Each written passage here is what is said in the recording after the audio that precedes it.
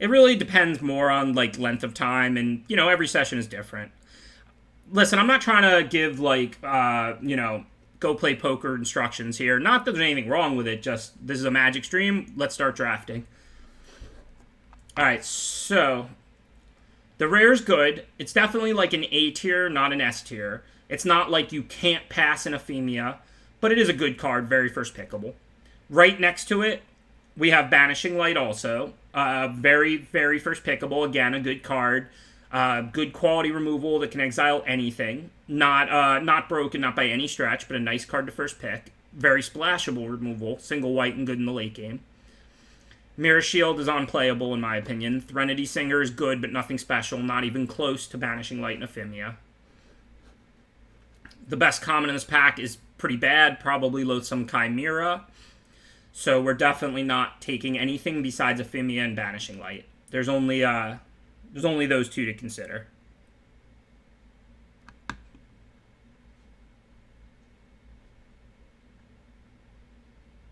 So the light is more splashable. I think Ephemia is a little bit better.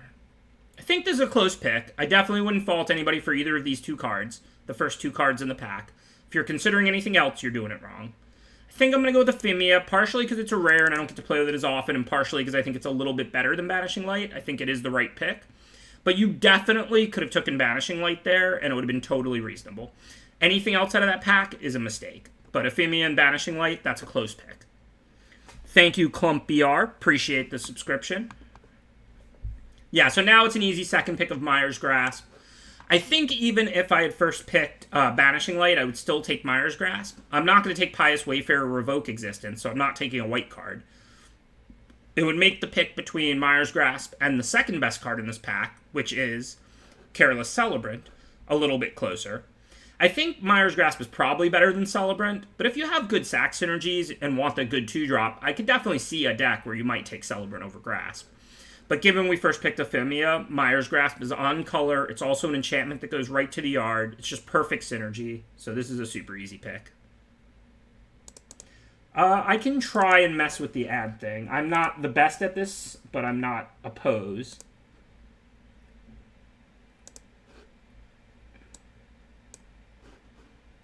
Let me see here.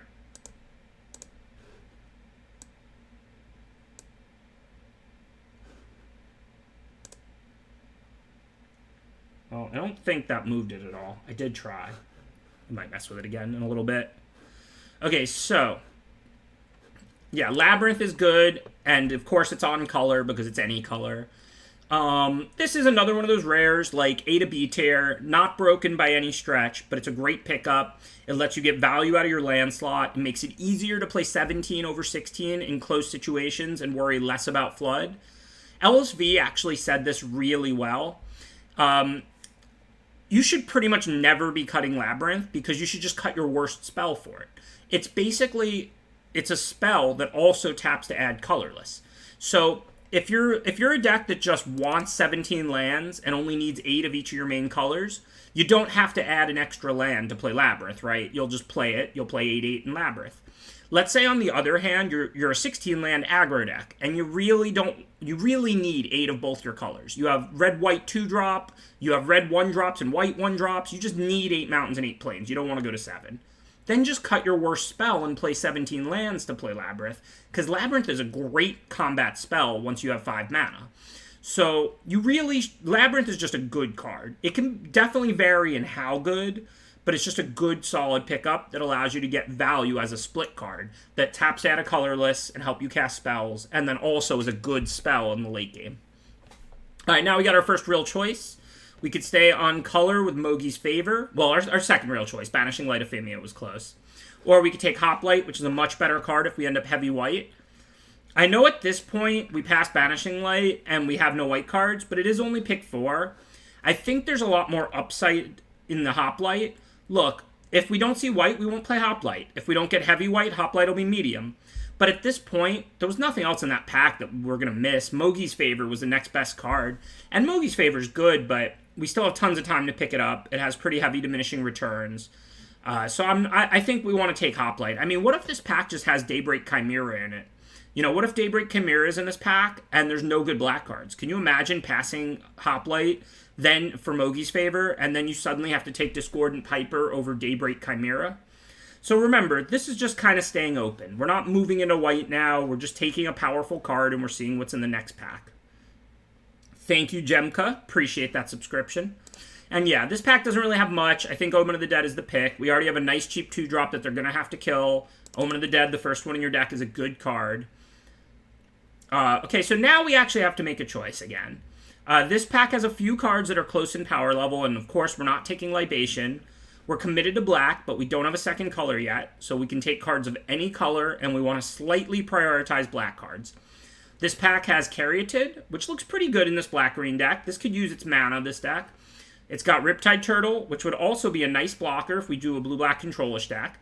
And it's got Sentinel's Eyes, which is a really good card. It goes well with Ephemia and Hoplite and in a grindy black-white deck. So I think you could definitely justify Turtle Eyes or Caryatid here.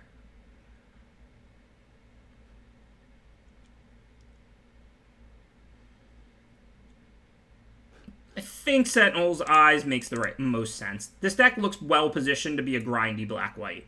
We've already got aura-based removal. And remember, Mire's Grasp, it's good in any black deck. But it's better in white decks, because then you can search it out with Heliod's Pilgrim. So if you start with Mire's Grasp, you do want to try and be white if it's close. By no means force white. Mire's Grasp is a 7 in average in a non-white black deck, and a 7.5 in a black-white deck, because you have access to Pilgrims to search for it. Yeah, so here, we're not taking Transcendent Envoy over Slaughter Priest. This is a really late Slaughter Priest. We have no idea if we're going to see red, but we have 3 black cards, 2 white cards that we can definitely drop. Let's take the great card here, Slaughter Priest, and then just see what's in the next pack. So we get to start off drafting the hard way a little bit here. Alright, so now there's only 2 cards to consider in this pack. There's the 2 black commons. Funeral Rites will definitely be better if we end up grindy. Temple Thief better if we end up aggressive. Don't sleep on Temple Thief. If you're an aggro deck, this is often a 2-mana 2/2 unblockable. That's a big deal. Now, if you're not an aggro deck, it's a 2-mana 2/2 with virtually no ability, and that's a bad card. So the more aggressive your deck is, the better Temple Thief is. That said, I think we want Funeral Rites. We want to put enchantments in our graveyard for Ephemia. We want to find Ephemia. We have Omen of the Dead. We look well positioned to be a deck that takes pretty good advantage of Funeral Rites. Alright, easy second Omen of the Dead here over nothing. Well, we could play mono black or almost mono black. We don't have really incentives to do that yet, but you never know if you're going to open Erebos or Grey Merchant, which is just an uncommon. I don't love second Omen as much as the first, but I'm definitely down to play 2 Omens in a deck. I think Omen has pretty heavy diminishing returns, but I also think it's a pretty good card. I don't think these cards are likely to matter. I'm just taking the most playable ones that are relevant to us color-wise. Let's not... Same deal as on Arena and everything else. We'll spend the maximum amount of time on close picks where we can learn, but these cards don't matter. Thank you for that subscription, Thomas CT. Appreciate the 14 months of support. That's the entire time I've been streaming.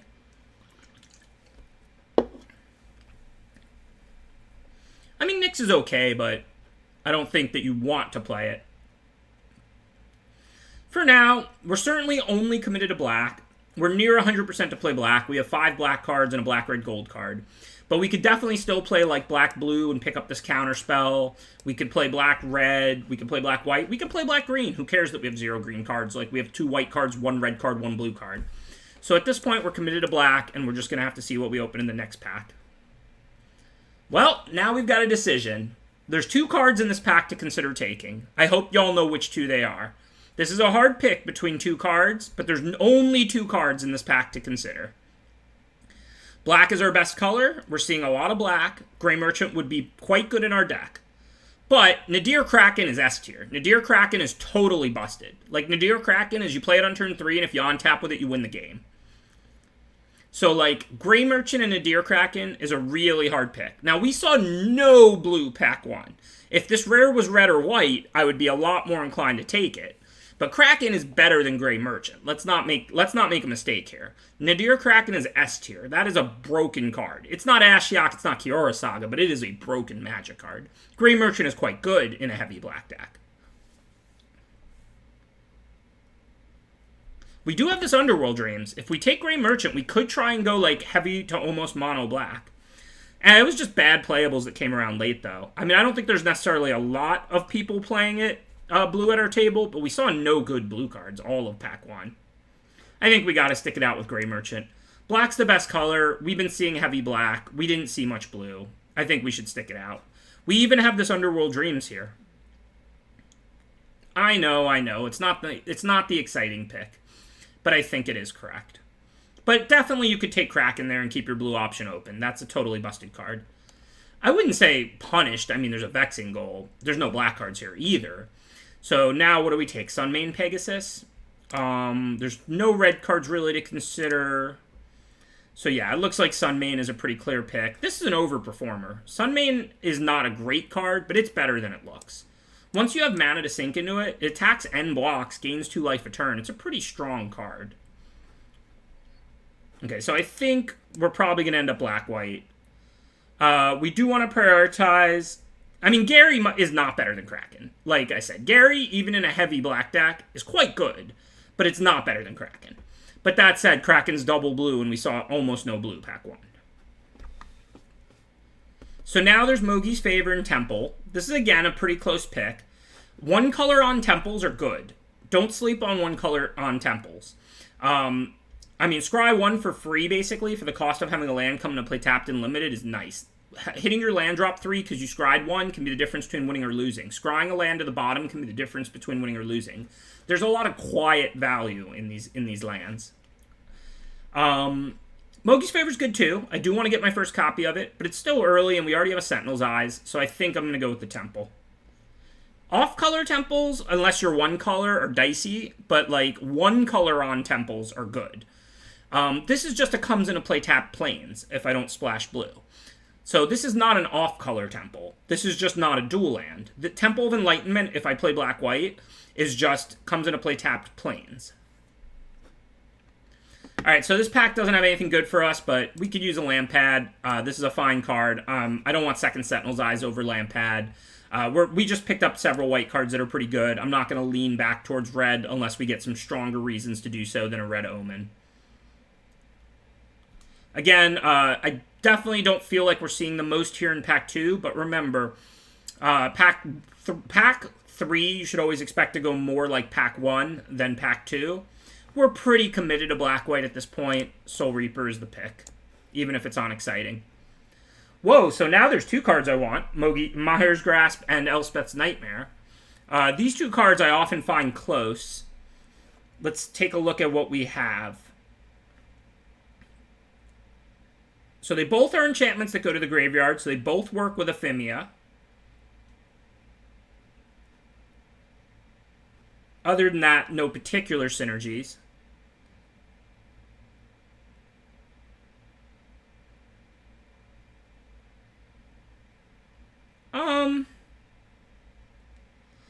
Yeah, I think since we are black-white and we can get a Heliod's Pilgrim this pack or next pack, I think I'd take Maher's Grasp. If we were a black-green deck, I think I would take Elspeth's Nightmare. But I think given we're black-white, and that's our second Maher's Grasp, I think we want to take it. Because if we get Heliod's Pilgrims or Hateful Eidolons, we can put them to good work now. So the reason I take Maher's Grasp there is because it powers up Hateful Eidolon, which is an uncommon, and Heliod's Pilgrim, which is a common. That was a super close pick, though. I'm actually not going to take the Bad Breath Cow here. I do like the card. It's even got its own emote, if you didn't notice. That's one of our new emotes. But Inevitable End is just good removal. Inevitable End, we can grasp their small stuff. We put this on their best creature, and then they have to sack it, or they sack a creature every turn. Look, I'll admit when I'm wrong. I'm wrong sometimes, I'm right sometimes. Anybody who thinks they're never wrong isn't smart. They're just ignorant. But Inevitable End, this card I called right away and people undervalue. You can't sack creatures indefinitely. That's not how limited works. You just put this on their best creature, and then they have to sack it. Occasionally they sack something else, and they get like one more attack or block with it. Inevitable End is good removal. Here's an easy Rise to Glory. Rise to Glory is amazing for us. We already have Inevitable End and 2 Maher's Grasps to bring back, and we still have a whole nother pack to get Pilgrims, Maher's Grasps, and Apathies to make it even better. Rise to Glory is a windmill slam there. That was fortunate. These cards don't matter. Hey, we got the Mogie's favor anyway. That is fortunate as well. Black seems to be wide open at this table. So, I mean, we look to be well committed to black, and we'll see the size of our white splash, depending on how this next pack goes. But it looks like black is just wide open at this table.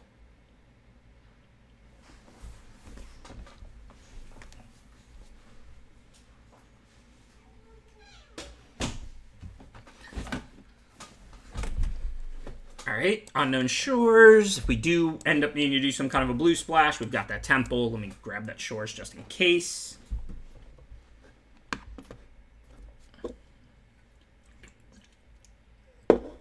So Eat to Extinction's a good rare removal. It's like Final Death, but you get the Surveil 1, and it costs 1 less mana. Not a broken rare, just good efficient removal.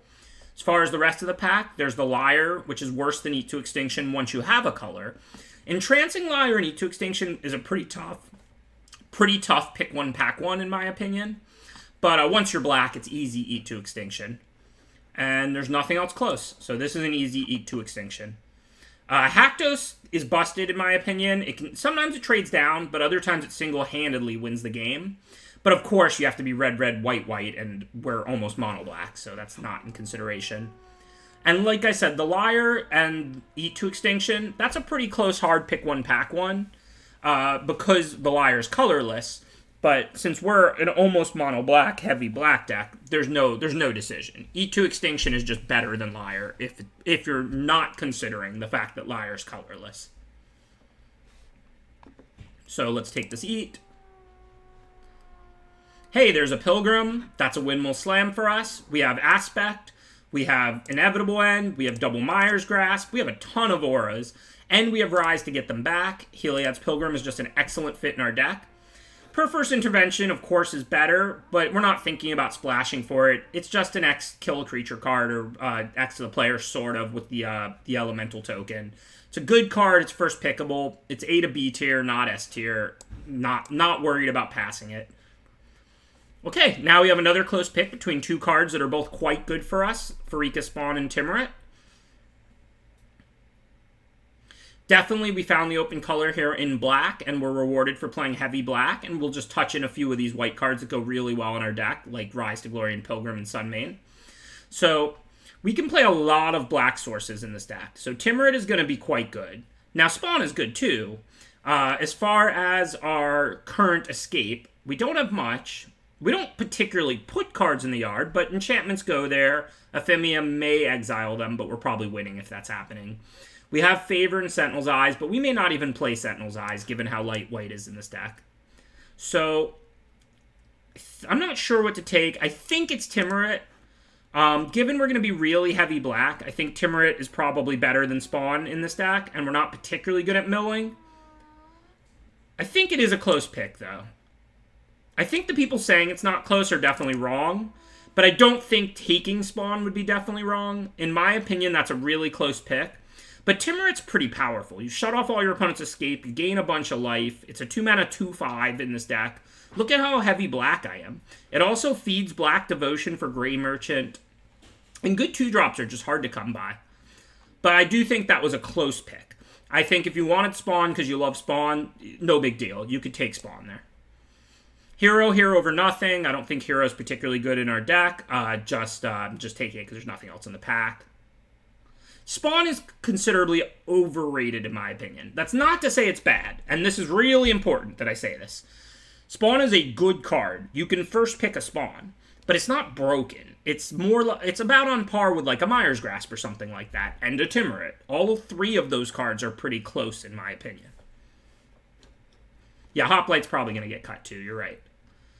So here, do we want Mogie's Favor number 2? Do we want Sunmane number 2? I think the Pegasus is pretty good for a grindy black-white deck like this. Also, I don't know if we're going to cut Hoplite or not. I mean, we do have Lampad and Soul Reaper, so we'll see what the final product shakes out to be. But we don't need a million black. I mean, we could play Underworld. We could cut a few more of these white cards and play Underworld Dreams, but I don't think we really want to do that. I don't think that card is very good. These cards don't matter. Aspect's better than Libation, though I don't expect to main either of those. Second Pilgrim, that's a Windmill Slam. Thank you, don't mind if we do. I guess I'm not going to play Rumbling Sentry. Wings is a sideboard card. Don't think these cards really matter.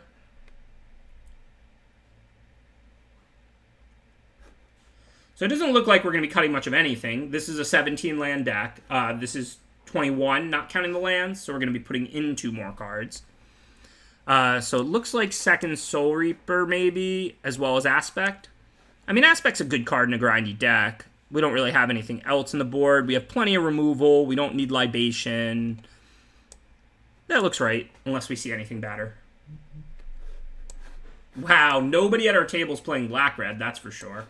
But we'll still take the Grim Physician in case we play against decks with multiple 1-toughness creatures. I'm not going to Underworld. If we had gotten a second Gray Merchant, if we had gotten less white cards, I would consider it. But the white cards we got were pretty good. All right, well, that Mogi's Favor is going to make it, so what are we cutting? Cut, like, Hero of the Winds or Hoplite. We don't have a lot of white casting cost. Should we cut Hoplite? I mean, we do have double Soul Reaper. We do have Lampad. Like, we can use the 1-toughness creatures, the 1/1s.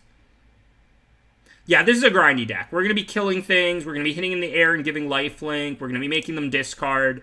This deck is like the definition of grindy. It's not super aggressive. It's not super controlling. It's just going to kill things and gain life and play close games. I think double aspect will be fine as long as we have enough creatures, which I don't know if we do. We'll check the creature count when we get to deck building. Since we do have double Pilgrim, that does give us a little more reason to cut aspect, but we don't really want to have to search for aspect. If we have the aspect in our hand and it's going to be good, we can Pilgrim up like Mire's Grasp. So that doesn't really sway me that much. With this many auras, we're not going to run out of things to search for. But that doesn't make me want to cut aspect either, because I don't really want to search for it. So, okay, yeah, so none of these are going in. So, definitely we just have to make one cut. Aspect is cuttable. Hero is cuttable. Hoplite is cuttable. Soul Reaper number 2 is cuttable. Mogi's Favor or Omen of the Dead number 2 is cuttable. Thank you, Elron. Appreciate that subscription.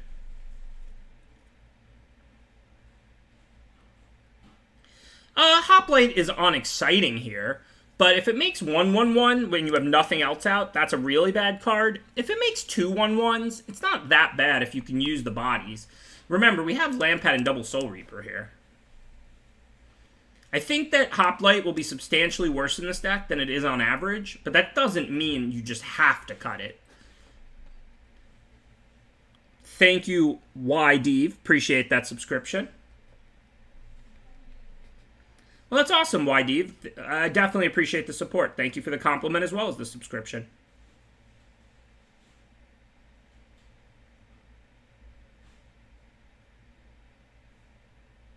Two 1/1s is not best case scenario.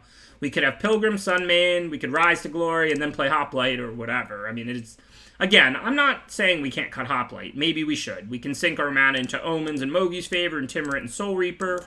We have plenty to do with our mana in the late game. And even this Labyrinth, I'm down to cut the 5-drop. But just because Hoplite's going to be worse in this deck than average does not make it unplayable. I mean, there are mono white decks where it's just a broken magic card. Alright, that's about right. We want a lot of black sources, but I would say one less. 10-6.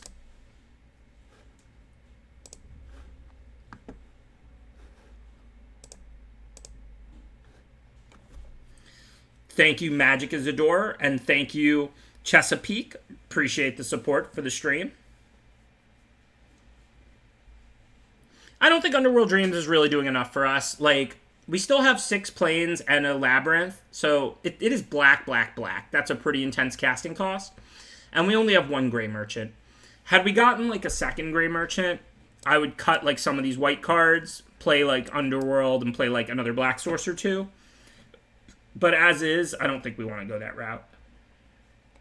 Yeah, I agree in grindier games, it's better. And we can definitely lengthen games by gaining life with Timorant and with Sunmane with Mogi's Favor. But ultimately, I think we can close.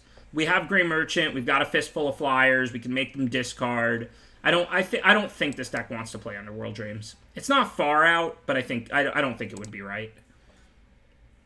Yeah, the way MTGO works is you play against people from in or out of your pod with roughly the same record as you in the draft. I don't really know their exact pairing algorithm, but you draft against 7 other humans, and then you just get paired when you look for a match. Think this is a draw first stack. We have double grasp. We have plenty of 2-drops. I'm going to draw first. We also have several ways to gain life. If their first creature has 1 toughness, we have 2 Mogi's favors. So, I think this is a deck that can afford to choose to draw every game. It depends on how much you use your creatures. Like, every pump spell makes you want to up your creature count by a lot. But if your spells are just removal and card drawing and stuff that doesn't really require creatures in play, I wouldn't worry much about my creature count.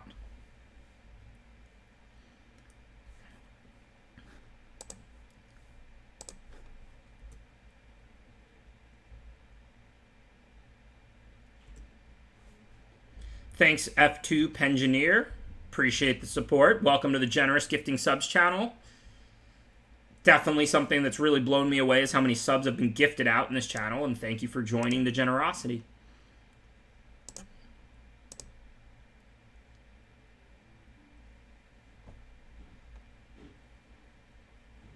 So Boros aggro in this format can pressure you really well.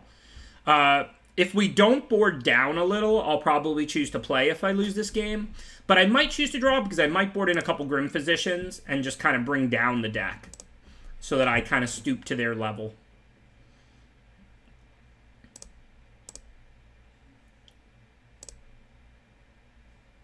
Glad to be back, BW. All right, so for this turn, we can't use 1 mana instead of 3, so we have 2 choices. We can play Soul Reaper or Pilgrim. If we play Pilgrim, we can go get a Mire's Grasp, and the next turn we have Favor and Grasp to kill these 2 creatures. If we play Soul Reaper, though, we have a good blocker on board, and then we can still do 2 things if we draw land, and just Pilgrim if we don't. So I think it's worth putting out Soul Reaper here, because Soul Reaper is an effective blocker on this board. Ranked Theros is back on Arena, but I don't know. I've been kind of feeling human drafts, especially later in the formats. The Labyrinth is just a good spell. It doesn't produce colored mana, so if you really need colored sources, then you can't count it as that. But you should pretty much always be cutting your worst spell for it or playing it as your 17th or 18th land, because it's just a powerful card.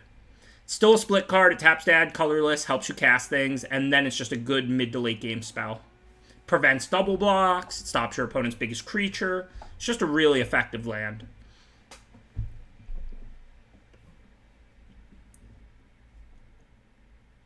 I am feeling better, but definitely not 100%. But I want to get back to streaming. I've missed all last week because I was feeling pretty sick. So now the plan is just 2 drafts instead of 3, so I don't get 2 spent, at least for tonight. Thank you for asking, though, everybody. I do appreciate the concern. Okay, so for now, we can use all 4 mana a couple of different ways. We do want to aspect while they still have cards in hand, but they have 3, not 2. I think I want to plan to aspect next turn.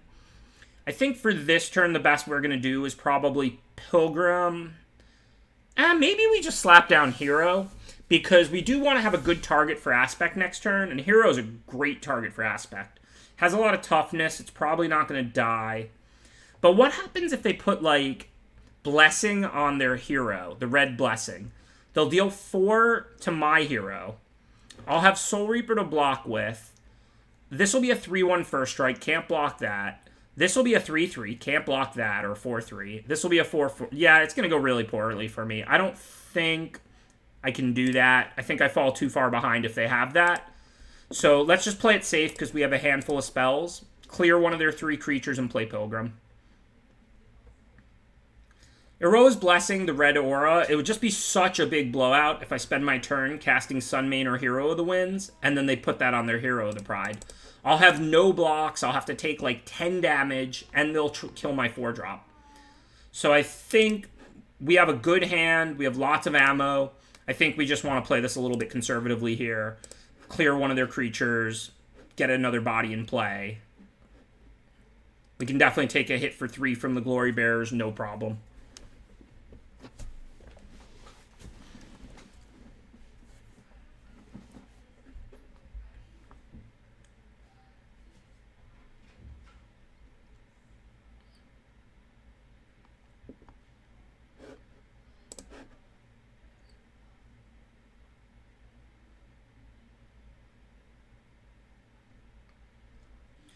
Alright, so since they left their mana up, we can't really aspect, but they didn't add any creatures to the board, and we added an extra body. So now we can put out one of these nice 4-drops, and if they do have that Blessing or some other removal spell, we're not nearly under the pressure we would have been last turn. If this turn they untap and Blessing Hero, it becomes a 4/3, they kill our 4-drop, we could still just double block the hero, right? Oh, no. No, we can't, because they'll +1/+1 from Glory Bearers. But nonetheless, it's still not anywhere near as much damage. Glad to be back, Asher PDX. So I think... And we could chump block with Pilgrim or whatever, and then untap an Aspect. We definitely have more options. So now I think we're in a fairly comfortable position. The question is which 4-drop to put out. I think Hero's the better choice. If they don't have removal, it blocks Glory Bearers, and it's harder to kill with that extra toughness.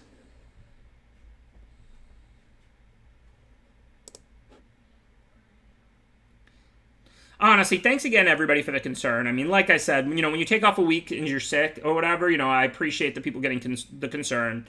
It wasn't real sick. Like I said, I had a fever and everything, but, I mean, I never thought about going to, like, you know, see a doctor even or anything. Just stayed home and relaxed, and I feel okay.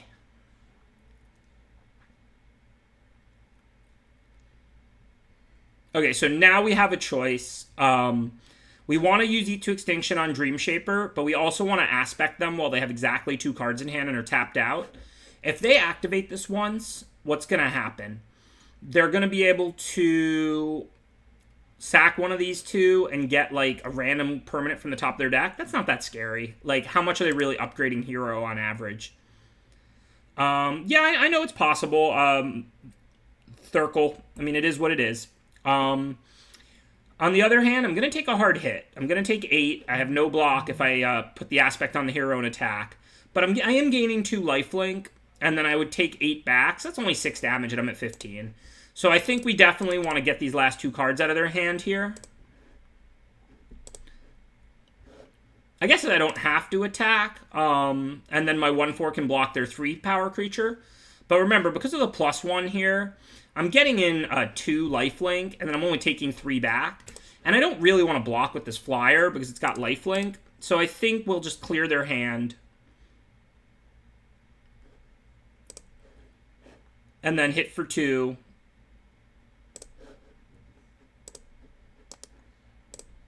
Now, they can hit us back for 8, but that's only from 17 to 9. We're not dying to a pump spell or anything like that, even if they top deck it.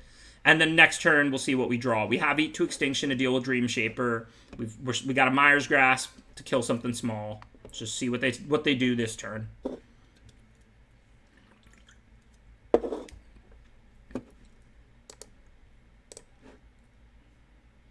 Hi, Javier. I missed the stream as well, believe me. Yeah, I'm kind of disappointed to see one of the 2 cards I got was Cunning, because now they can bring that back, but can't really stop that. Alright, I'm going to double block here. If they have a trick, who cares? If not, cool. If they trade the hero for my Pilgrim, that's great for me if they don't have anything. If they do have something, they can blow me out and kill these little creatures that are meaningless to me.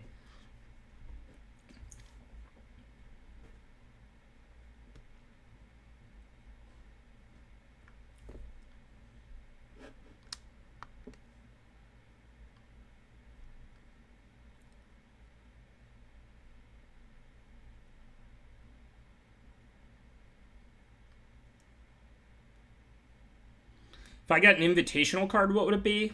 I'd want to make some kind of cool, like, counter that, like, is flexible and draws cards, maybe. I don't know. Something that promotes interaction. I hate Goldfish Magic and love interactive Magic. I'm all about Counterspell and Thoughtseize, and I hate, like, Tron and Storm and stuff like that.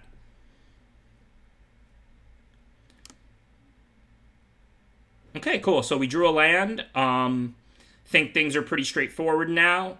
We're going to Mire's Grasp Stampede Rider, and then we'll Eat to Extinction away this Dream Shaper. Now we'd only be hitting for 1 and taking 3 back, so I don't think we really want to do that. Mire's Grasp we have to use now because it's sorcery speed. Eat to Extinction, we could wait and maybe get more value, but if they draw Final Flare or something like that, we're going to get a lot less value. So I think I'm just going to take out the Dream Shaper now as well. I don't expect them to enhance it at all. course, we'll put that in the graveyard. We don't need to draw any more lands. Now we can attack for 2, hold back the 1/4 to block the 3/4, and life is good.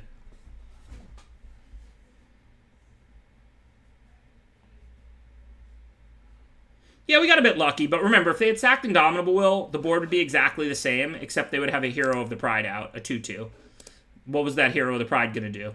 I would have not attacked with Soul Reaper. They'd have a 2/2 and a 3/4. I'd have a 2/3 and a 1/4. The game is basically the same. But of course, I'm not complaining that they made a mistake. Okay, for now, let's just suit up our Baneslayer Angel. This turn we'll cast Sunmane. Next turn we can put the Mogi's Favor on it. And then from there, we have a 4-power lifelinker every turn to connect with. Yeah, that's true too. I double-blocked Hero, so they actually couldn't sack Will and have the Hero live. They would have had to just not sack or sack something else entirely. So they didn't even have that line. But again, it's not like a huge deal. The Hero wasn't going to be doing very much. It would just be another 3/4 in play if they sacked nothing. And then we would have Myers grasped it or whatever instead of the Stampede that they got. It's basic. They didn't throw away the game. They did make a small mistake. That's the reality of the situation. So we're going to Mogi's Favor. Do we want to put it on the Hero or the Sunmane? We get a lot of life this turn if we put it on the Hero. We'll get, what, 4 life from the Hero and 3 from the Sunmane? That's 7. I think it makes more sense on the Hero, right? Because this thing's going to have lifelink every turn without us even spending mana. And it's going to pump the Sunmane this turn as is. And then unless they have something incredible, we're not worried about them swinging back because we're about to gain 7 life.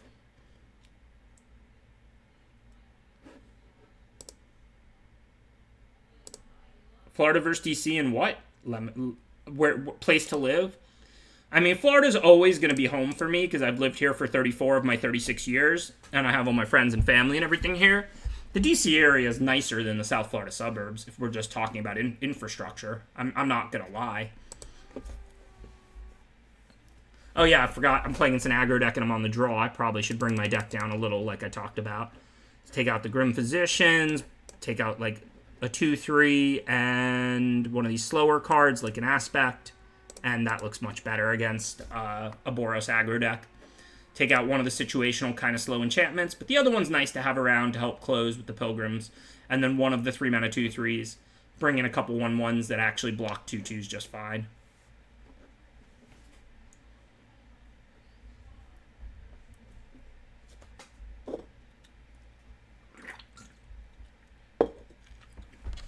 I might bring Underworld Dreams in my deck if the opponent is like a mono blue control mill type deck or something where they basically can't beat Underworld.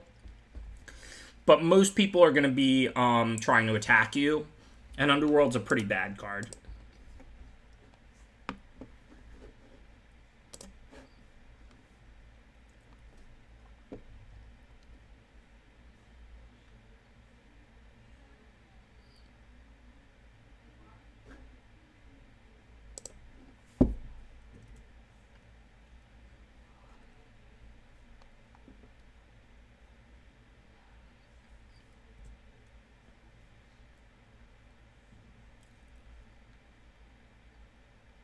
I played Pioneer, F2 Pengineer in Phoenix, the Pro Tour, but I had played very little Pioneer before that.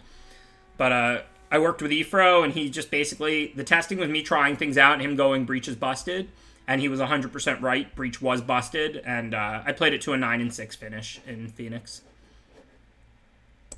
Which wasn't bad. It doesn't get you anything exciting, 9-6, but it does get you 8 points, which is a lot for the points competition inside Rivals. I think I'm currently in like 7th or something of Rivals in Mythic points.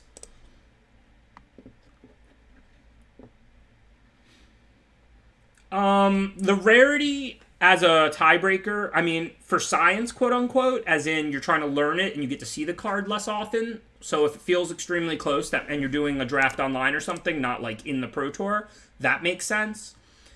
I don't think, other than that, it matters which card is rarer, because your goal is not to have, like, you know, to get each card or something. You just want the better card. So I don't think, like, it matters much, but if you're doing like a draft online, you're trying to win, but they're still all to learn and practice and experience, then you'd rather build your experience with a rare than an uncommon, or with an uncommon than a common. So if it feels extremely close, quote unquote, it makes sense for science because you want to learn the rarer card.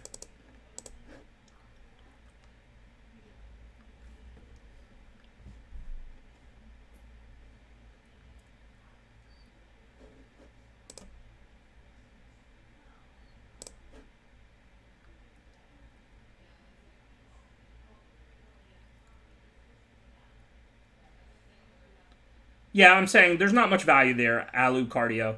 The goal is neither to get multiples of the same card, nor to get one copy of every card. You just want the better cards for the most part.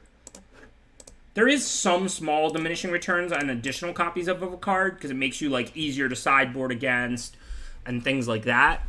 But as a whole, it's not a huge deal.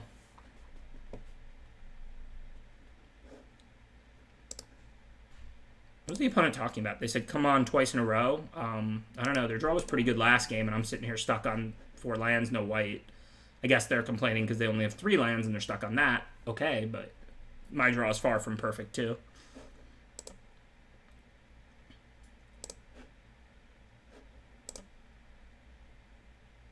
Oh, the 2-1. Haha. Well, I have 2 Mogi's Favors and 2 Myers Grasps, right?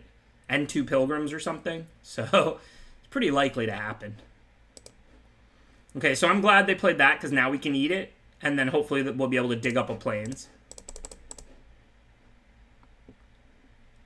You're right, they were talking about me Mogi's favoring it, and they don't know I have 2, but I have 2 Mogi's favors. Alright, we got a bin of white card for sure. We're trying to dig up a Plains. It's not a Plains, but at least it's something we can cast.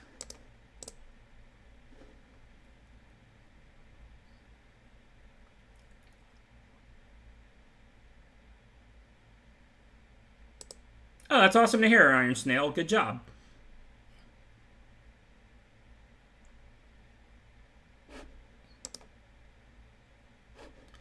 So now we can't grasp it, but it's just a 2-4. We can block it with our 1-3. Who cares? Again, hoping to find a Plains.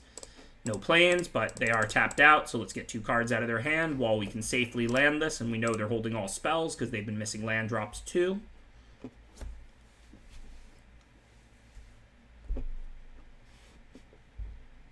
Well, the Labyrinth is 4 to use anyway, so we need 1 more land before we can use the Labyrinth. But there's not a lot of scary haste in the set. There's some, but I mean, like, Irreverent Revelers can be a 2-2 haste, or... But it's not like there's, like, some common 5-mana 5-5 haste or something like that.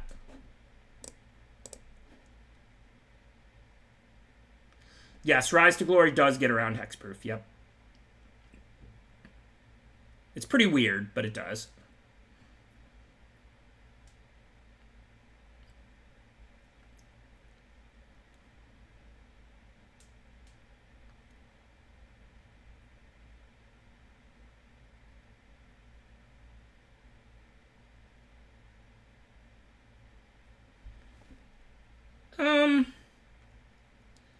I think that most of those are pretty close, to be honest. Toto MTG.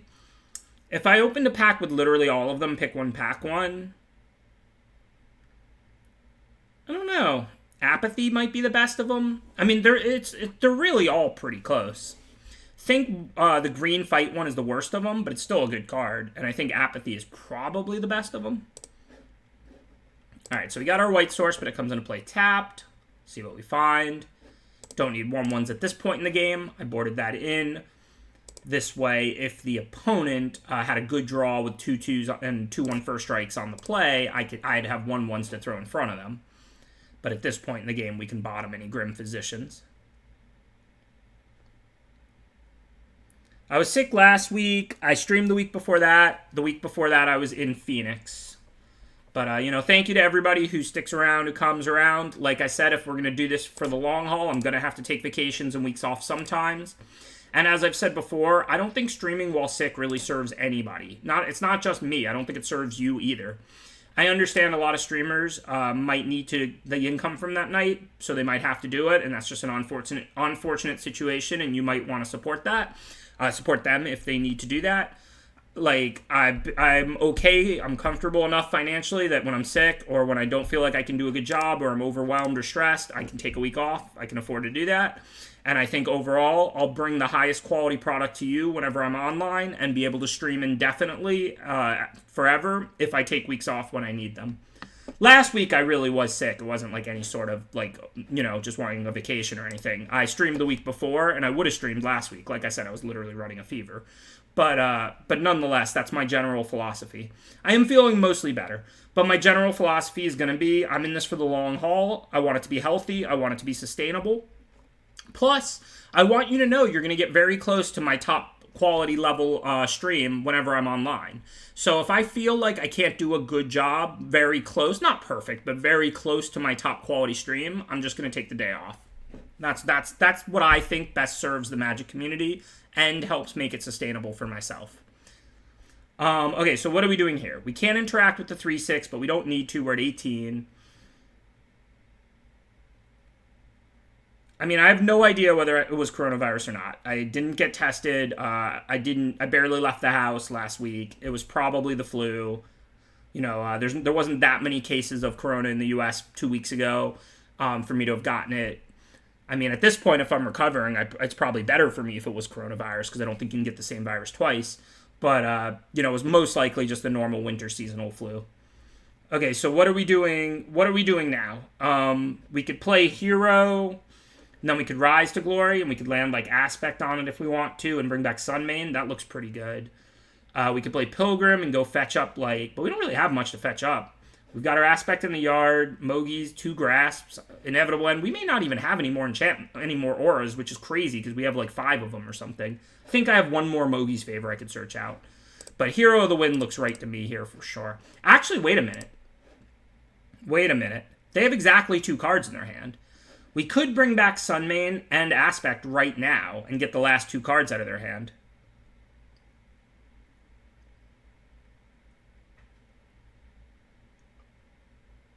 It's far more likely to have just been the flu. Yeah, the normal flu, of course. Again, look, I didn't get tested. I didn't have it that bad. I didn't leave the house much. Rachel doesn't seem to be sick, who I live with. But, I mean, I guess she just has a great immune system or whatever. I don't really know. She's just great in every way. So, does it not work? I'm pretty sure it works. If I Rise to Glory and bring back Sunmane and Aspect, I can put Aspect on my Sunmane right now, right?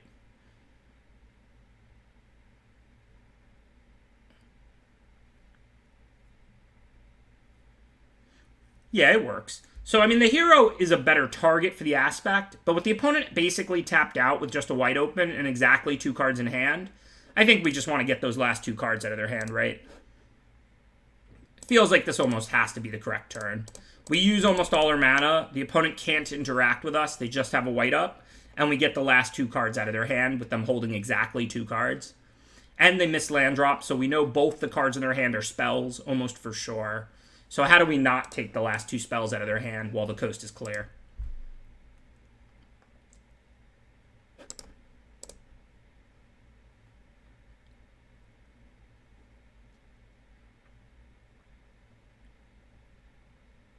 The lifelink is wasted. Look, Hero of the Wind is a better target for Aspect than Sunmane is, but the opponent had 2 spells in hand, which we knew almost for sure, and was tapped out and couldn't interact. If they had 3 cards instead of 2, I might have played Hero, assuming they'll play 1 to 2 cards, and then we'll get to take the last 2 cards the following turn, and we can get the Aspect on the Hero, where we would rather have it. But given they were tapped out with 2 cards in hand, how do we not take them?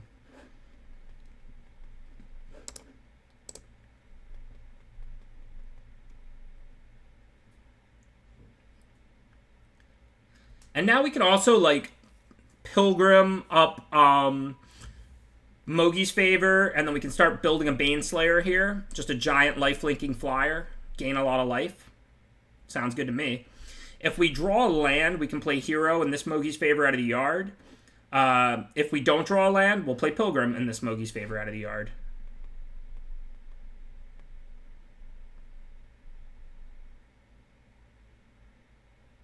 I do remember that deck, Yawgmoths. Which PTQ? Orlando or Atlanta? I top forward 2 PTQs with that deck. One in Orlando, I think, or it might have been Tampa or something, and one in Atlanta. Orlando? Cool, yeah. That was one of my favorite decks to play. It was super fun. That was like 20 years ago almost now. It's probably like 2003 or something. Okay, so we didn't draw land, so I think what we want to do here, we can drop Pilgrim, go search up the last Mogi's Favor, which I think is the last aura in our whole deck. Yep, so this other Pilgrim can't even get anything. Since there's nothing to Mire's Grasp, because this says Hexproof, we'd rather use 3 mana than 1. So let's go ahead and bring this Mogi's Favor out of the yard. That's alright. We can both play Boggles, since mine has Lifelink and theirs doesn't. The only problem is theirs has Hexproof and mine doesn't, so hopefully they don't draw a removal spell. But they're not going to win this race.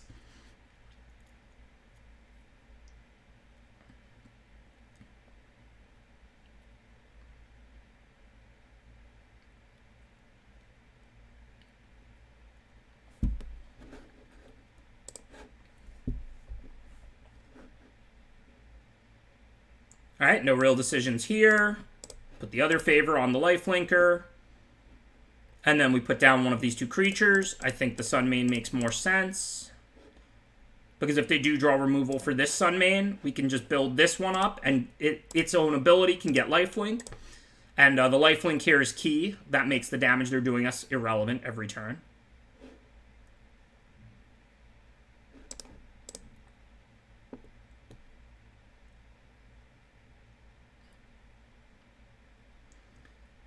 So I think we win, because we can play Hero, and then Mire's Grasp our own Hero, which will pump our 2 flyers. So we can deal them 9 on our next turn, and they have no cards in hand since they played the land. So we have game over.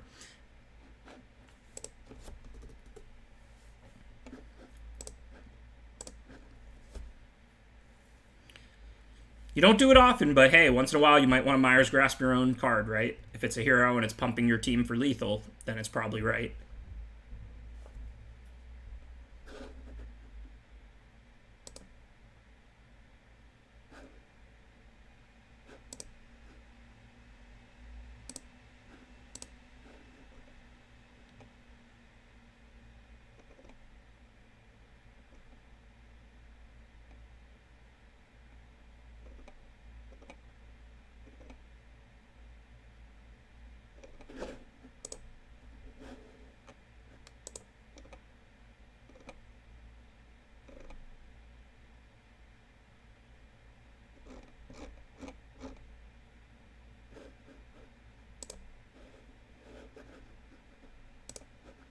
Alright, so I'm going to draw first again in the dark. Like I said, I think this is a draw first deck. With double Mogi's Favor, double Mire's Grasp, Lampad, Timurit. We've got plenty of cheap cards, most of which is removal. Look, if we get a slow draw like this, the opponent's an aggro deck and gets a fast draw, they might run us over, but we have a lot of ways to gain life. We have double Sunmane, we have Timurit, we have Grey Merchant, we have double Aspect. That's 6 of our 23 cards involve life gain. We've got double Mogi's Favor, double Mire's Grasp. So, I mean, this is a draw first deck. We're not worried about getting run over.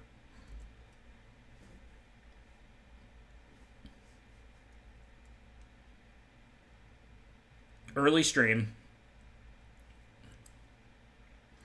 I'm getting close to moving the stream time, to having the official start be 3 p.m., which I'm really excited about, because I know there's been a lot of support for my stream from Europe, and with the 5 to 6 hour time difference, it's near impossible for Europeans to catch it live. So if I start at 3 p.m., that's only 8 to 9 in Europe, so then they can still catch it at night at a reasonable time.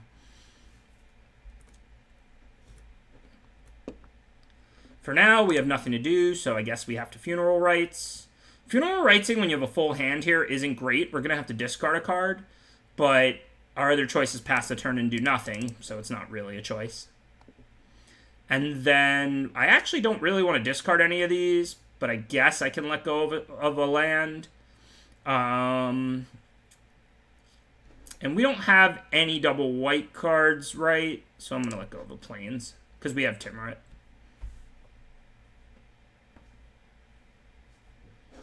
I've been thinking about y'all for a while. The only reason I haven't done it is because of my sleep schedules.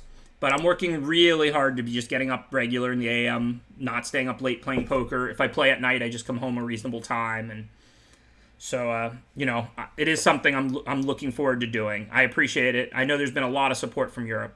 Thank you, Surge Protector. Appreciate you gifting out 5 subs, making 7 in the channel. Also, thank you, Plus Gorath. Appreciate the support for the stream.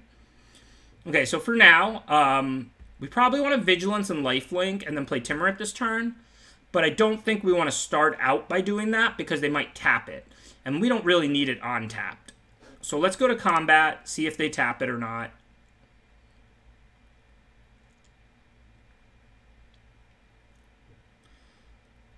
And they did. So now with them tapped out, we have to decide whether we want to Myers Grasp this Lionfish. If I didn't have double Mogi's Favor in my deck, and I would, but given we have double Pilgrim, double Mogi's Favor, I don't think we want to spend Myers Grasp on a 1 toughness creature. Sooner or later, we're going to kill a 1 toughness creature for free. I think I'm happy enough to just play Timorite here. We can use the mana by sinking it into Timorite. While they're tapped, let's get rid of that creature and the card that has Escape. And we still use all our mana this turn.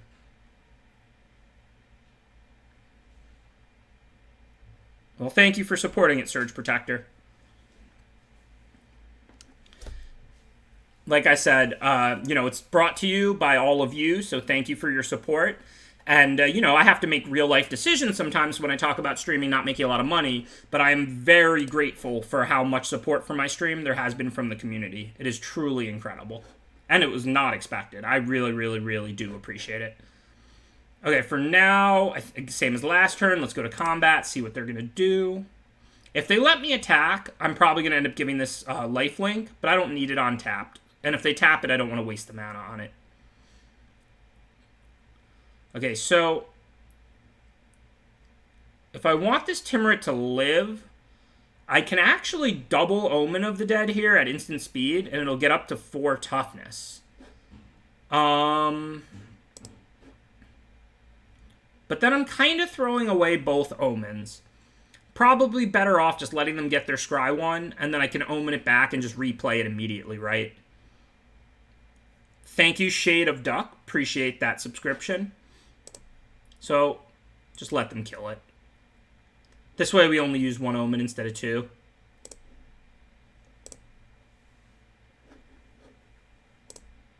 I'm actually going to play the Soul Reaper here because it uses more mana and it's a better creature on the board. We'll save the Timorite for later. Yeah, I just wanted to point that out in case it came up in a different spot. I mean, if I just happen to have had a creature in the graveyard and, let's say, then I'm only throwing away 1 Omen, then the Timorite's still in play, I would probably do it, right? Or if this Soul Reaper was already out or something and the Timorite had 3 toughness, then I would only have to use 1. So I think it was just worth talking about.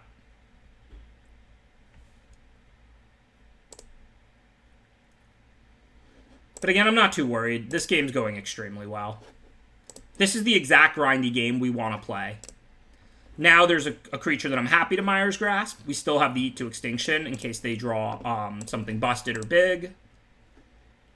Play Timorite.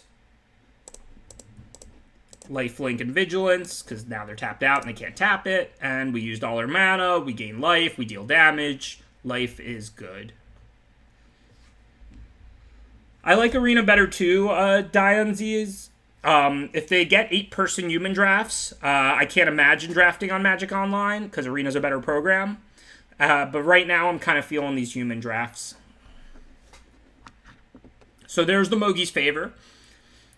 This is why I didn't want to Myers Grasp the Lionfish, even turns when I had nothing better to do. Thank you, Taurud.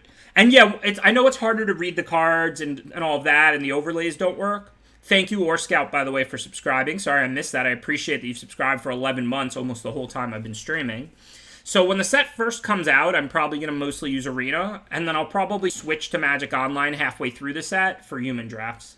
We'll see. We'll see how we feel. Or maybe next time I'll just do all Magic Online to try and make a leaderboard run.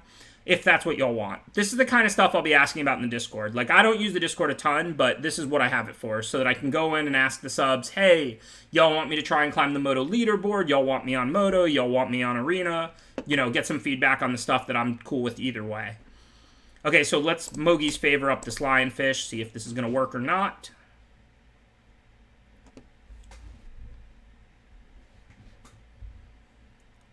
So they're thirsty in response, but that's okay. It's still going to die. And this turn looks pretty easy. We can play Soul Reaper, and then we have mana up to use Timurit. Timurit can attack because they have a 2-4, and we have a 2-4, and they have a 2-2, so they can't block. They don't have any escape cards. Nope. So let's just go ahead, play Soul Reaper, and we can Timurit those creatures out of their yard, gain some life. Mogi's favor. Not enough E's, proxy mate. Mogi's. So do we want this trade? There's definitely a world where we do, but given we have the Gray Merchant, we probably don't. Any trading blows is good for us, and keeping the 1 Black Devotion out is good for us.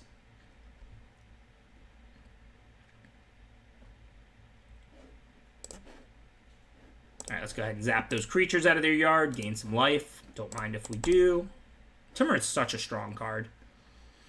For this turn, again, I don't really want to trade Soul Reaper for one of these Oracles. So I think now, just going to go Vigilance and Lifelink, hit them for 4, assuming they don't have anything, and then play a Sunmane post-combat. If they do have something, we'll examine the situation. Not a lot they can have, like Vexing Goal doesn't give them a double block on Timurit or a block on Sunmane. So there are a few cards they could have, but not really that many in this situation.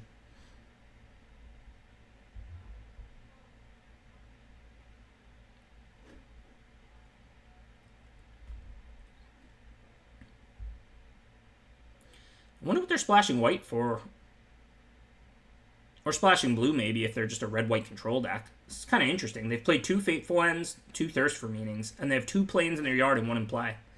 Not 100% sure what they're up to. Alright, so we have 1, 2, 3, 5, 7 points of drain here.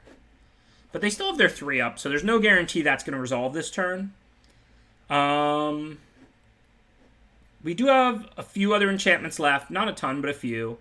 I think we can Pilgrim up like a Mire's Grasp, take out one of those Oracles, just continue about our business, hit with the Sunmane and the Timurit if they don't interact with this. If they do interact with it, maybe we'll trade Soul Reaper, or we'll be able to attack with Soul Reaper. Magic Online Digital Objects is Modo, M-O-D-O. It's really MTGO, Magic the Gathering Online. I don't know who started calling it Modo, but it was, like, prevalent back in the day. So sometimes I call it Modo, and sometimes I call it Miko, and Magic Online, and whatever. Just don't mind me.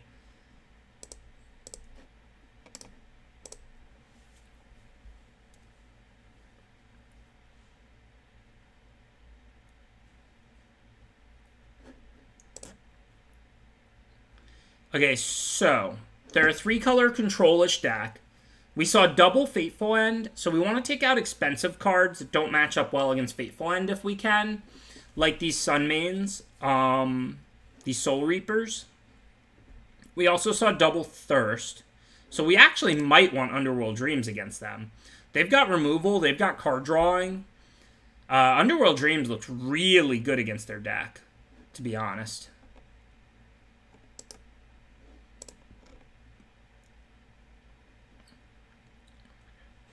Right, we saw a lot of... They probably are splashing for Dream Trawler.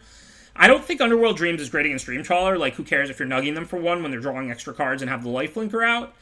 But just as their deck in the whole, Underworld Dreams looks pretty good.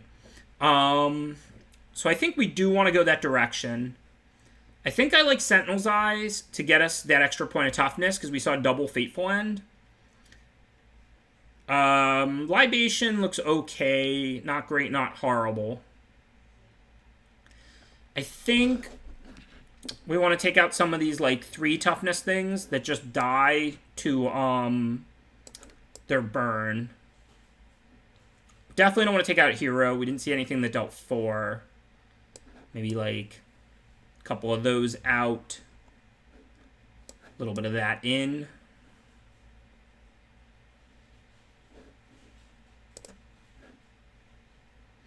Well, it only kills Trawler if they have no other creatures. I mean, I guess there's a chance to pull that off, but it's not the easiest. Hey, cheers from Italy. Glad you're able to see the stream live. Thank you for tuning in. Hey, we have Cacophony? I forgot about that.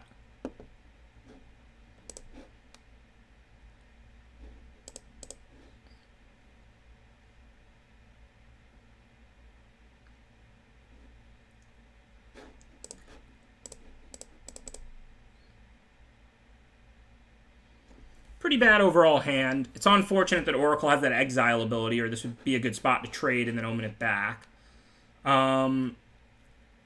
As is, I don't know, do we block or take it? We don't have anything to do for a little while, but we probably have to take it.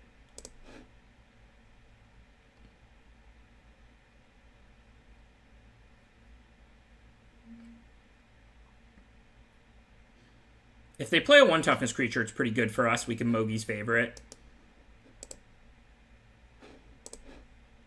But that doesn't really help us. But we can block that mana core with the Cacophony and then omen it back. So now there's no way we're attacking. This would be attacking for 2 to take 4 back. And that's a trade I am happy to make because it doesn't get exiled, and then I can omen it back to my hand. Cacophony. Cacophony. Cacophony. I'm never going to be able to pronounce this. Is it Ephemia? Can I just call it that?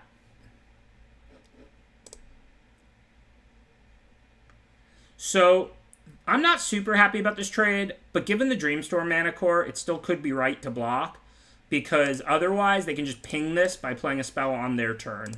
So I'm going to go ahead and make the trade now.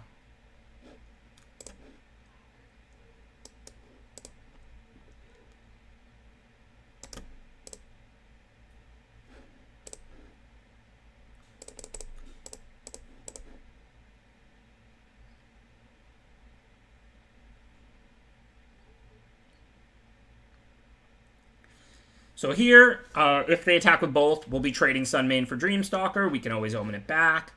Other than that, can't block the Maze Warden, of course. That doesn't change that. Just go ahead and chump so we can get it back.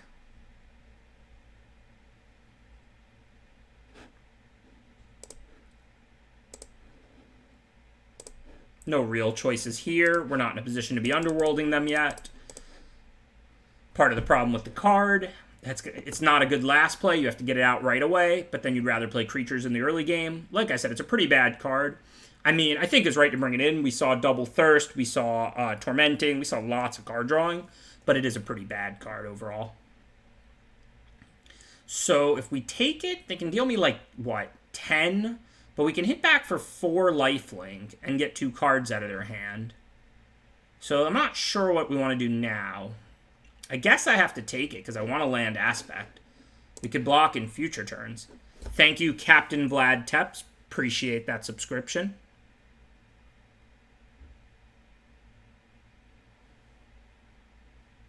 Yeah, Phil Ivy's good.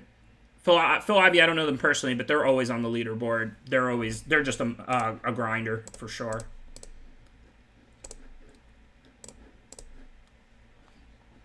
So I know there's a decent chance they're going to have Fateful End, but I don't really have options, as you can see, because I would just lose the game.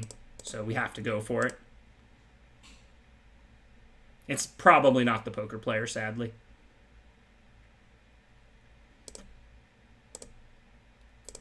So if I were to increase it to 4 and attack for 8, they would just attack back for 8 and we'd be dead. No, we cannot attack.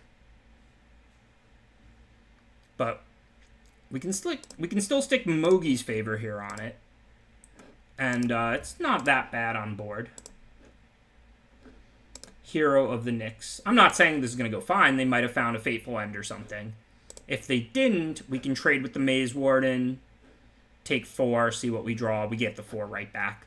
Oh, wait, if we block the Maze Warden, they can kill it, and we won't gain any life. And then we'll die. So if I block the Maze Warden, they can pump their Maze Warden to 0 toughness before damage, and then I'll take 4 and die from the Mana Core. So I have to block the Mana Core, unfortunately.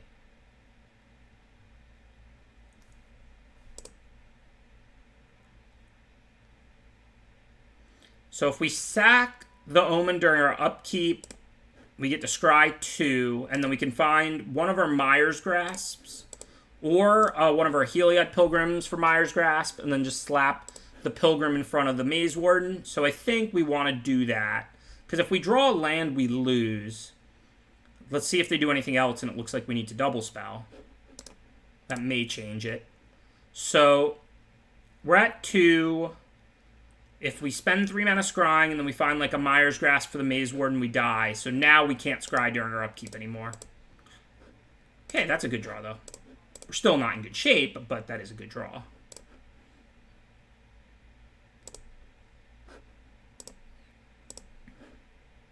So we could Mire's Grasp the Maze Warden. That turns it into an 0-1, effectively killing it. We do have to chump the hero and go to 1. Next turn, we have Mogi's Favor for the 1-1. We could get Inevitable End. No, they'll just sack the 1-1 and then we'll die. We could get Mogi's Favor, kill the 1-1, chump and die. So yeah, we don't really have any choices.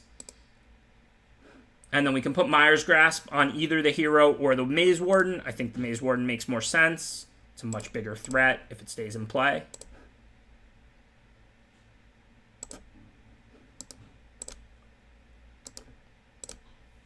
Oops, and now we may want to scry during our upkeep, so let's set that stop again. Well, there goes that. Yeah, their deck's got a lot of that card drawing.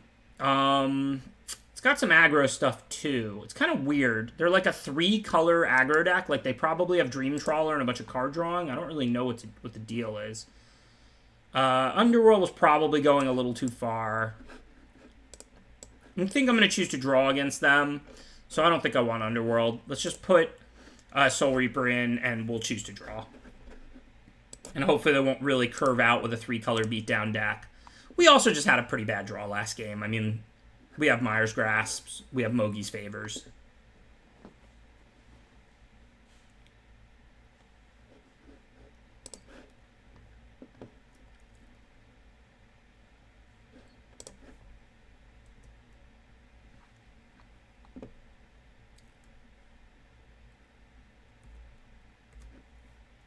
So which 2-drop do we want to run? Either way, it's 2 damage next turn. The Cacophony's more likely to get in. And we might Mire's Grasp something next turn and then get to make a 2-2. So I think the Cacophony makes substantially more sense than the Timurit.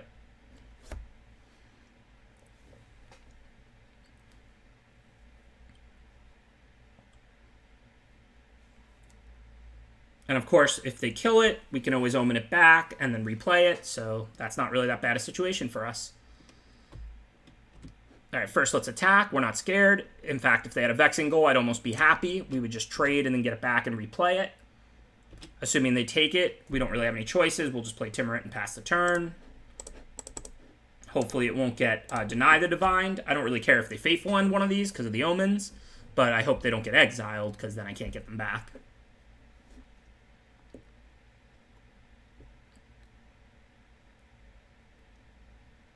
Glad to be back, Lol C West.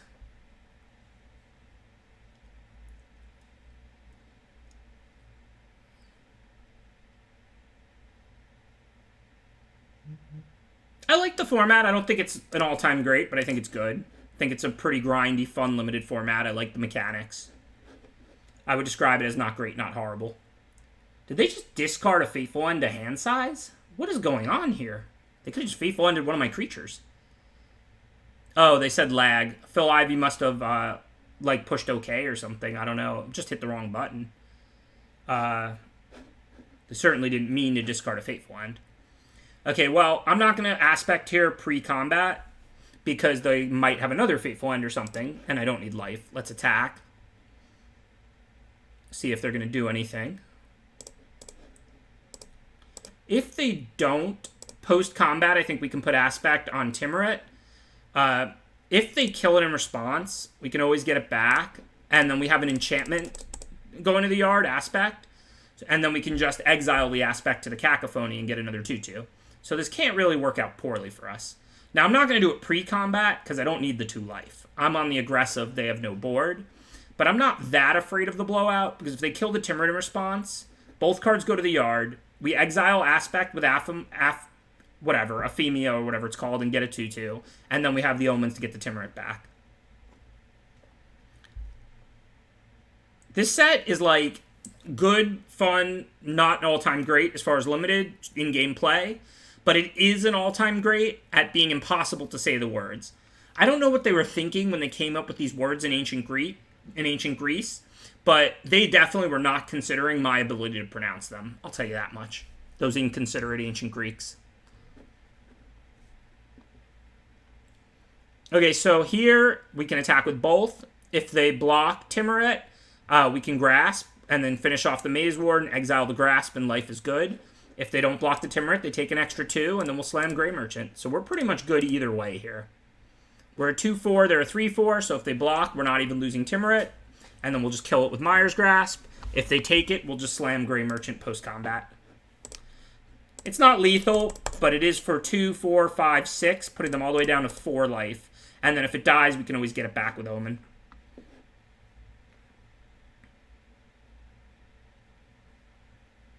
The best draft formats of the past few years, in my opinion, are Dominaria, M20, and Modern Horizons.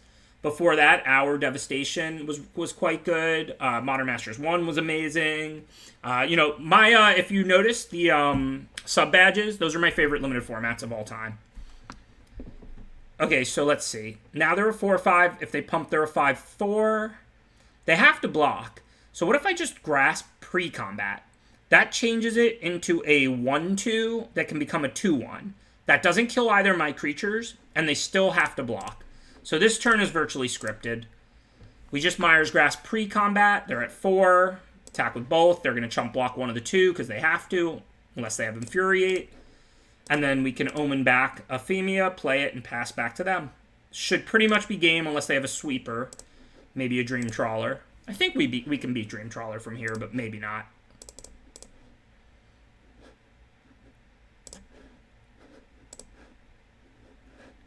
Sweet turn, though.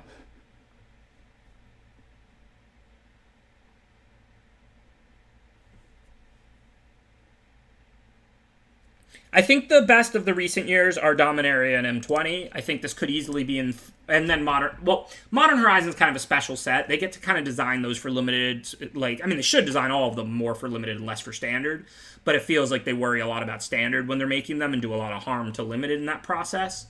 I would say Modern Horizons, Dominaria, M20 are better. And then this might be the best after that since Hour of Devastation. 2 years, the sets have been pretty good. Guilds was not great. Too much Boros versus Dimir. Guilds could have been good if they had made green more balanced, but they kind of missed on Celestia and Golgari. So it kind of became like a 3-deck format. And when you're doing guilds, then you only have 5 to choose from in the first place. So if you mess up 2 of the 5 guilds, that's pretty bad. So guilds is probably the worst of the past couple of years. Oh, War is worse than Guilds, but War is now, 3 years ago, 4 years ago? I guess it's not even that long, more like 2.5 years ago or something. Sorry, not War, I mean Ixalan. I know War was recent.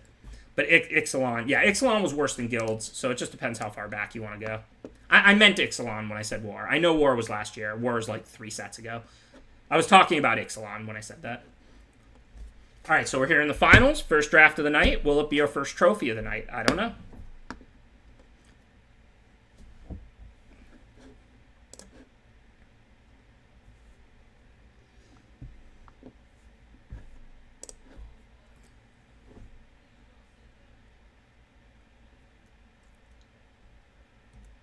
I'm glad they played a 1-toughness creature, though. Turns on our Mogi's favor.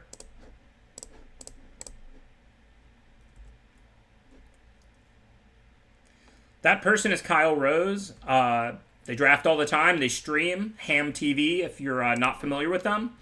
And you should check them out.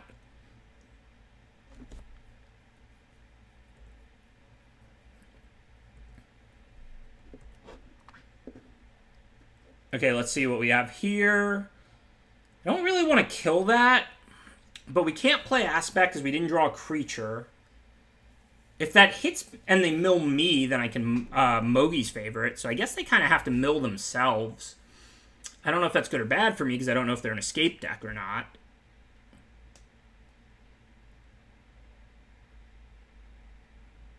It really depends on everything, Little Forest.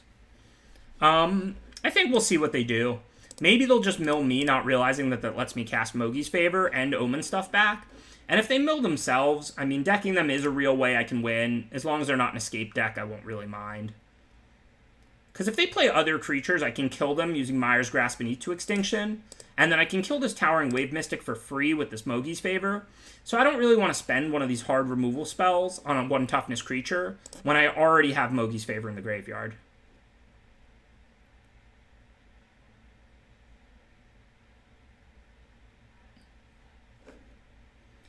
That's a little rough because it gives them 2 creatures, and I have to deal with all my opponent's stuff. For now, I think I'm going to play Eat because I want to dig up a creature so I can start playing those Aspects while they still have cards in hand. No, I don't want to put that in the graveyard. It's just a nice body for these Aspects. Now we can slap it down. I can always kill the Wave Mystic later. What I'm most concerned with right now is getting creatures in play, because they have 5 cards in hand that are all spells because they missed a land drop. So before they draw out of this, I want to get those cards out of their hand. Okay, so they just passed. Kind of want to just play a land and pass back, but that's probably not right. Knowing they have all spells, there's a very high chance they have Deny the Divine in hand. They could have a bounce spell. They don't really want to bounce Grey Merchant. If I Aspect it, they can bounce it. It's not really that good or that bad for me. I think what I'm going to do here is Mire's Grasp Alarios and Mogi's Favor Tower Wave Mystic so that I get to double spell, because they probably have a counter spell up.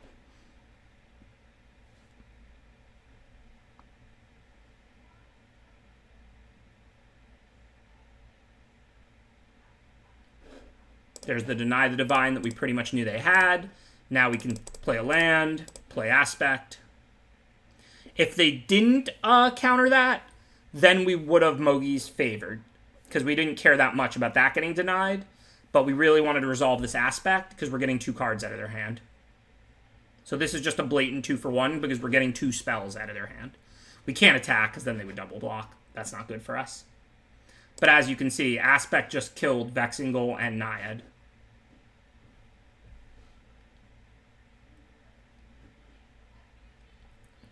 Okay, and that's really, really strong. They're going to start blinking this Illyrios, get a 3-2. We can take the last 2 cards out of their hand, but we need to deal with this 2-3, or they're going to keep blinking at every turn. For now, though, don't really have any choices. They've got 2 spells in hand. Let's get those out of their hand. A little Unexpected God.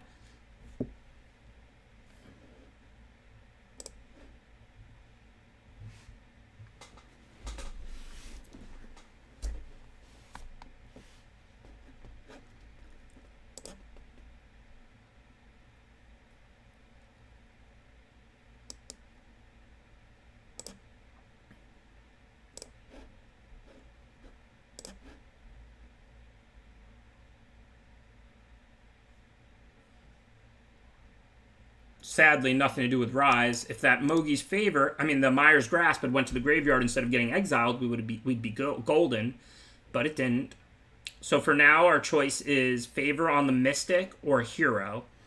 I don't want Thassa to get turned on, but they'd have to draw a double blue card, right? They have 1, 2, 3 blue.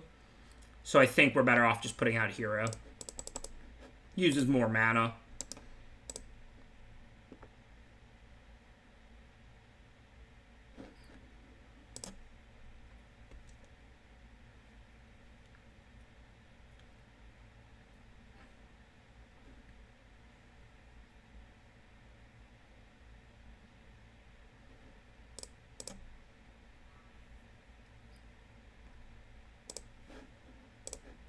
still a pretty good game. If we draw removal for Illyrius or Thassa, we're good.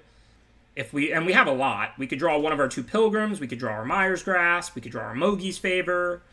Well, Mogi's Favor number 2 would start killing these off, but we'll run out of graveyard. But you get the point. There's plenty of decent draws. Okay, so there's Pilgrim, which can go get us Mire's Grasp, which is awesome. Now we can Mire's Grasp the real Illyrius, so that they stop making 3/2s. Then we can Rise to Glory. That was a really, really good draw. See if we can beat this god or not.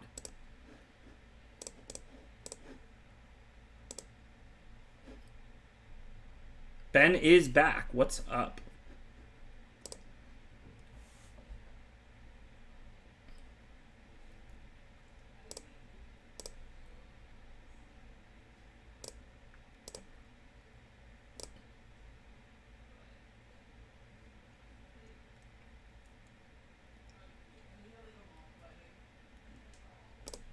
So if they attack with all the 3/2s, we're going to double block 1. We definitely want to trade Pilgrim for 1. We can even Rise to Glory and get the Pilgrim back and go search up another aura. If they play some good creature, probably Inevitable End. Oh, that's not great. We're going to lose the hero. We can get that back, but then we don't get to search again, so... Not super happy about that top deck, but what are you going to do? Alright, so let's see what we draw. It's a land, so we have 7 to work with. So we could play like Rise and get back Hero and Grasp. We could Grasp away the 4/3 and just put out a 1/4. That looks pretty good for stabilizing. Could also Omen back Hero and play it. But given they can tap a blocker or 2, we don't want to fall too far behind, get too low. So I think we pretty much have to just make this Rise play. It's not the world's best use of this card, and there's more potential upside if we wait in some scenarios. But the reality is, with their ability to tap blockers on our turn and on their turn, we can't let them get in too much damage. So let's go ahead and Mire's Grasp away the 4/3. Keep things relatively stable on board. We can always Mogi's twice, killing the 3/2s anyways later. And I like that there's almost no triple blue, so if they play a double blue, then I know I got to get rid of that Mystic so that Thassa doesn't turn on.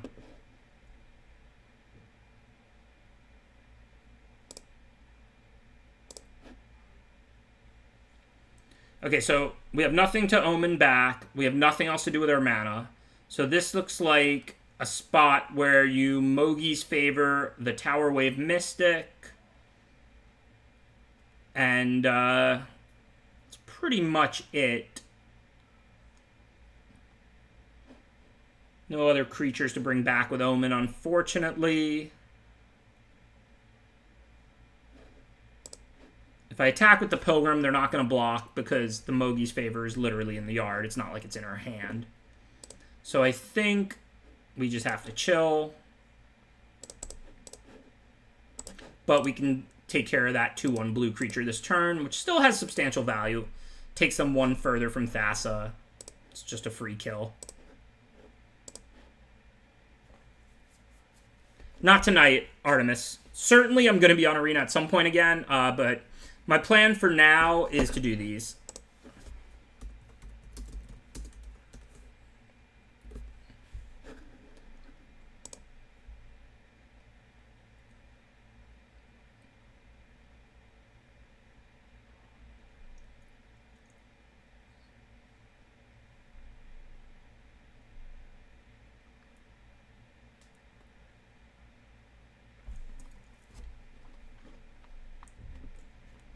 Thank you, Dead Man on Fire. Appreciate that subscription. Thank you for the 1 full year of support.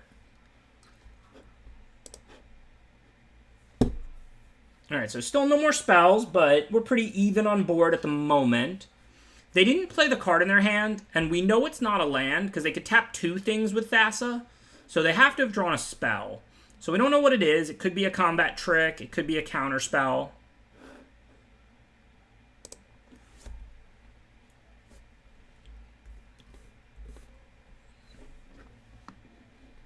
So, what do we want to do? I guess if we go to combat, If they don't tap, we can attack with the Merchant. If they double block, I'm happy to trade it for one of those, and then I can get it back. If they do tap, can't really attack with anything else. There's a good chance they drew a counter. What happens if I send Pilgrim and they block, and then I Mogi's Favor and they counter it? I can Omen back the Pilgrim, and then just get something else, and then get the other Mogi's Favor. So I think we can actually attack with the Pilgrim here. I know they have something, and this might not go that well for me, but I want to force business here if I can. Okay, so looks like they're not going to play whatever they drew. My guess is it's some kind of a counter spell, because they didn't tap and let me connect with the Lifelinker. Oh, it's Omen of the Sea. There you go.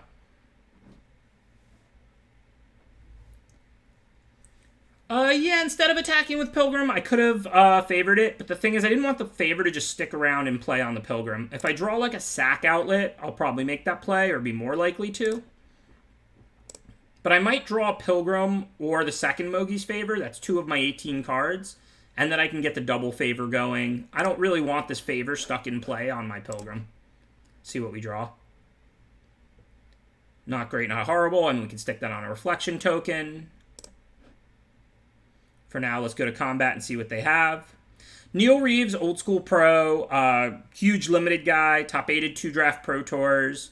2 limited ones. One was team, one was individual limited.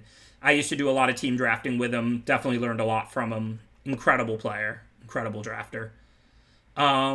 Okay, so for this turn, they're leaving 4 up, but there's not much incentive for them to tap either of these. I think it's come time to even just chump block with the Pilgrim to try and get it back with Omen. So for now, I'm not going to attack. I'm going to... Should I Inevitable End? I don't really want to, but I think I probably have to. Huh? Oh, I just tapped 1 too many mana. Remember, they can tap my blockers with their Thassa. I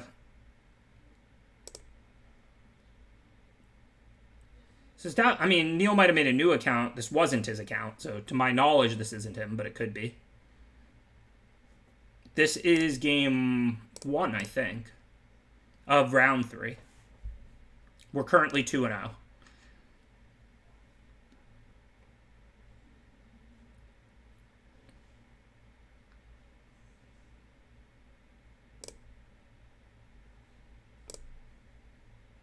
So I'm definitely going to chump, because if they don't have a counter, I can Omen it back, and I'm pretty happy about that.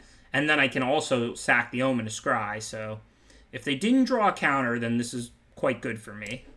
I wouldn't be shocked if they have one. Remember, they Omen of the Seed, they scryed a bunch. Okay, cool.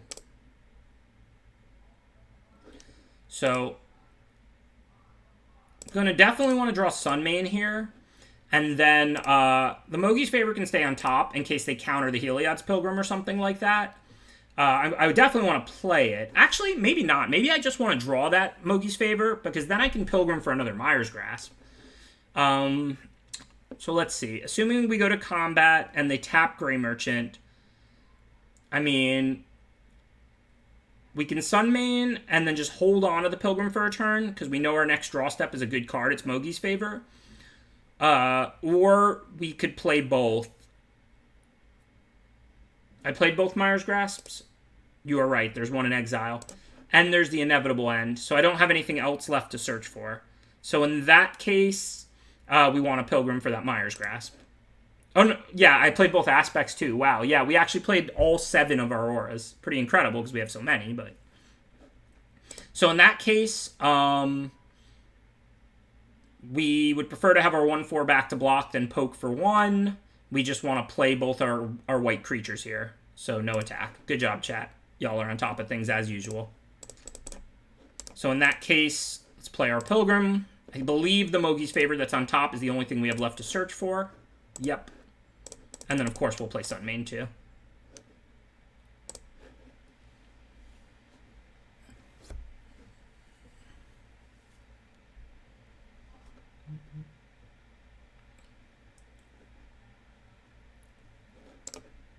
Yeah, I glanced at my graveyard and I only saw the one Myers Grasp, but I forgot that the other one got exiled. As usual, great job, chat.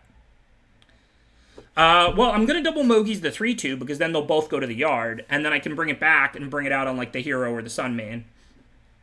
We'll see what they do because they've got Facet to tap 2 creatures, but then they're not casting things. So we can't really plan our turn that well yet, except we know we're going to try and kill the Reflection because the Mogies Favors go to the yard, then we can just use them again anyway. So for starters, let's go ahead and try and kill this Reflection token. See if we succeed. Obviously, we're not lacking graveyard. Okay. So now when we go to combat, presumably they're going to tap 2 of our creatures, which means bringing Mogi's Favor on one of ours this turn has very little value. I think I would rather have them in the yard for the moment, since I can potentially kill something of theirs. Now, don't get me wrong. If they tap out and they can't tap anything, I might like double Mogi's Favor the Hero of the Winds. That would be an awesome turn, right? We'll give +2/+0 to the rest of our team. But for now, since they're going to tap 2 creatures, I'm just going to hit them for 2. I'm not going to show them this Labyrinth. It might influence whether they tap out for a big creature or something like that right now. It's not because I don't want them to know I have it for future games. It's because I want them to, like, tap out for, like, you know, the 5/6 blue giant or something like that, if they have that.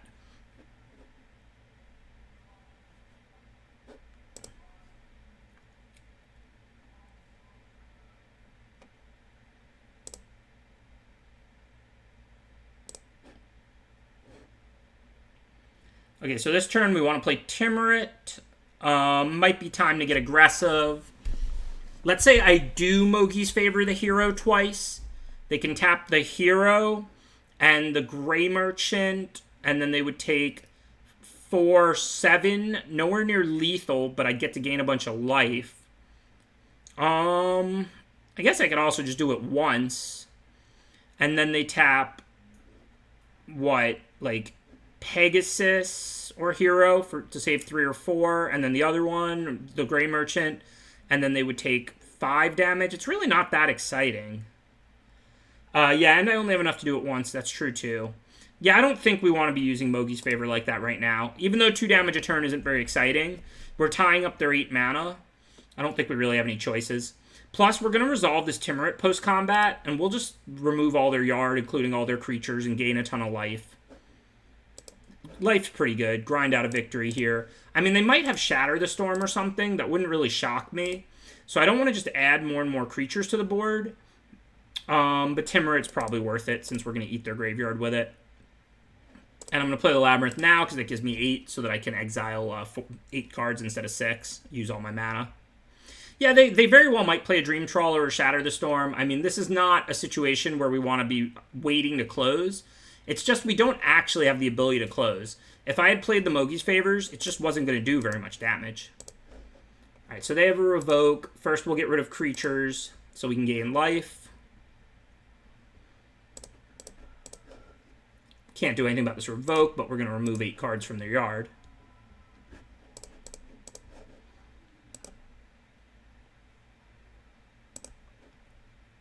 That's all the creatures.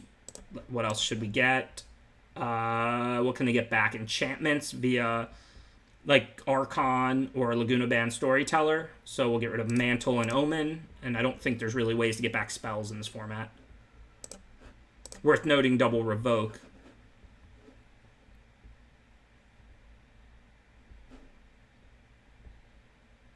That looks like a pretty good draw. So what can we do with Soul Reaper? We can sack Pilgrim, fuel up the double favor if we want it.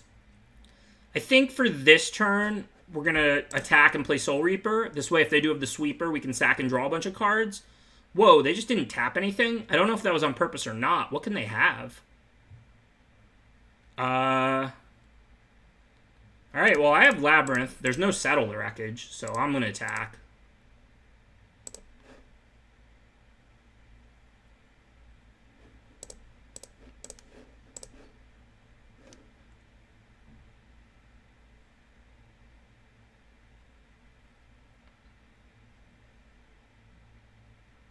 Yeah, I have Labyrinth. So if they had the, you're talking about Thrix, the 4/5 flyer with Flash, I could have just Labyrinthed it. So it wouldn't have been a big deal.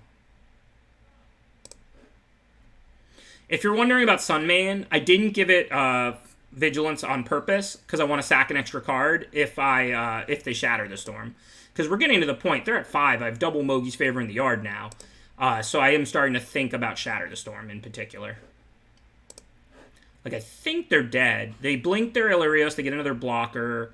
Then they can tap 2.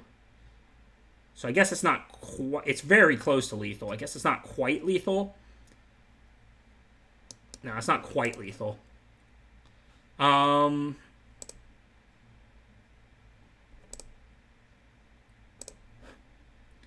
let's see what's up with them at 5. 7, 10 mana.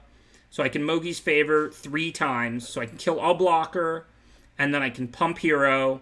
And then they tap down my 2 biggest, which will be Hero and like any of the 2 powers, which will have 3. They'll have 1 blocker. And it looks like they'll take exactly 5 damage. So if I kill off one of the reflect... Oh, I don't have enough cards in the graveyard to do it 3 times, though.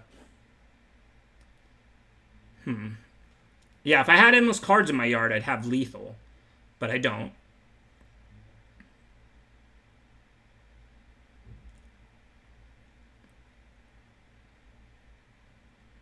If I target the bird...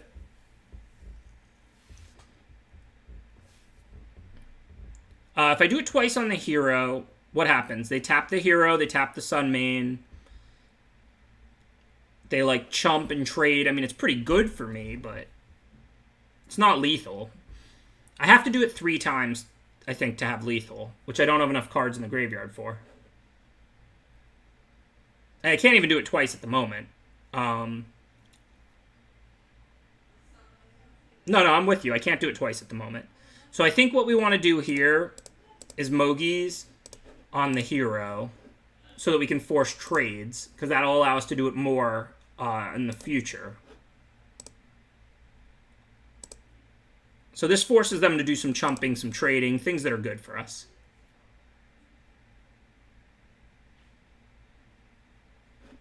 And let's go to combat, see what they're going to tap.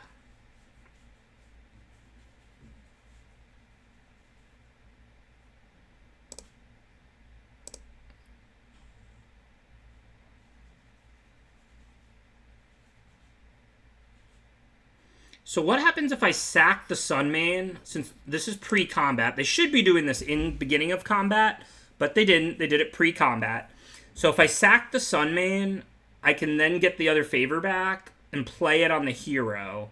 Still don't have lethal, though. And that doesn't really accomplish a whole lot. So I think I just attack with my 3 creatures now.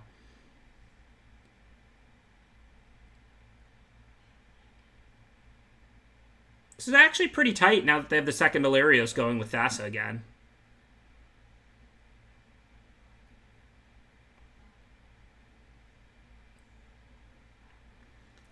I mean, I don't want to lose Soul Reaper, but I do have a Lampad, and I only have 11 cards left in my deck. And a second Soul Reaper. So 2 of my 11 cards let me sack creatures. I think it's good to just attack and let the trades happen. I'll draw my Black Omen or my sack outlets, like, sooner or later anyway. There's only 11 cards left in my deck. I don't think trading Soul Reaper for Reflection favors me. I think what I want to do is attack with Grey Merchant and Pilgrim here. If they want to double block Grey Merchant and take 2, that's great for me, and I get 3 cards in my graveyard. If they want to take the Grey Merchant, that's great for me. If they want to chump the Grey Merchant, that's great for me. So basically, I don't want to trade Soul Reaper for Reflection. So the only reason to send Soul Reaper would be if it tied up a blocker. I'm happy enough to just let them chump block with a Reflection and keep 2 extra life. Now, we don't want to sack creatures. We're pressuring them. Cool. That's a good turn.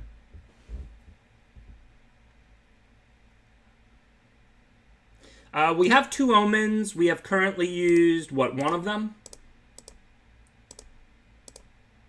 Yeah, so we have 1 Omen left. We have 1 Lampad left. We have second Soul Reaper left. So we have Lampad or Omen to theoretically just end the game if they can't interact with the Grey Merchant. And then we have another Soul Reaper if we do lose our sack outlet or something like that. But they're only going to have one blocker, so it's not really much of a difference from last turn. The Illyrios comes back tapped, even though they untapped it. So now we could Mogi's Favor. They can tap 2 things and block 1. So let's assume they basically tap both flyers. We don't really have anything else to do with our mana at this point. Oh, they can tap 3? Okay, yeah, they have 12 mana. Good call. They can tap 3. So I think we just have to chill for now. Just go to combat. They'll probably tap Sun Main Hero and Grey Merchant. We don't want Soul Reaper for Reflection. That's not a good trade for us. So we just have to chill for now. I mean, I could sack Grey Merchant now while they're tapped and dig. If I find Lampad, I should end up winning with it. If I find Omen, they're dead. We only have 10 cards left in the library. Maze doesn't do anything. It just removes this. It doesn't blink it. Maze doesn't interact in a meaningful way right now. We're tying up all their mana unless they cast something. I think we should just chill. I don't see why I'm in a super rush at the moment.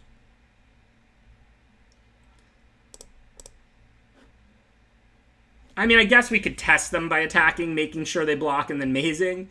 But I'd rather have my mana up, because if they play, like, Shatter the Storm, I can sack all my creatures to draw cards. And they are a blue-white control-looking deck, so it's not unthinkable that they'll have that rare.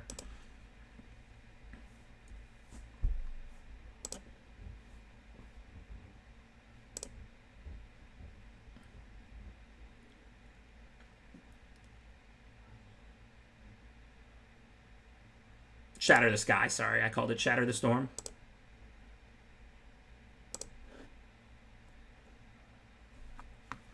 Alright. Decent enough draw.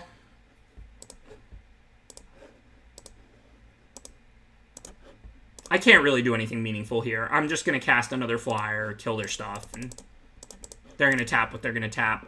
There's no cat and mouse games with them having counters or anything because they have no cards in hand at the moment. Thank you, Aztrith. Appreciate that subscription.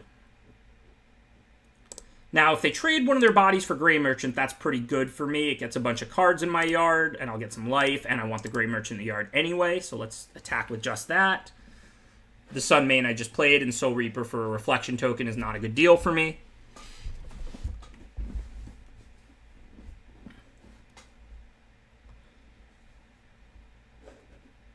I could Labyrinth one of the 3/2. Oh, they double blocked. I thought they would triple block, and then I couldn't do anything with Labyrinth. But if they're going to double block, I'll go ahead and Labyrinth, remove something, and eat the other one. Double blocking when your opponent has Labyrinth out does not work.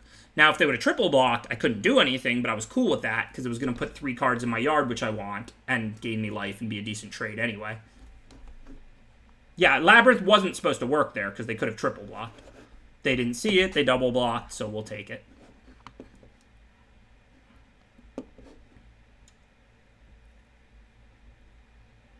The flyer is just a chump blocker against my flyers. I'd rather kill a 3/2, which is a much more effective blocker, right?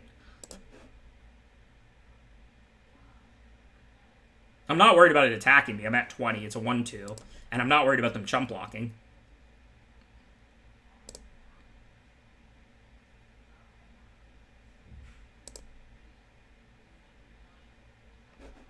Same as last turn. I'm happy to trade this for a 3/2 and get cards in the yard, so I'm going to attack with it. They should triple block. I don't think they realize they can do that.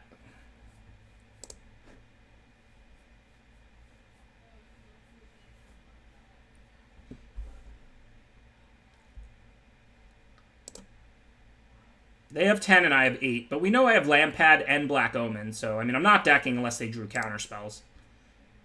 And even if they did, I think I tie up all their mana or they die, so.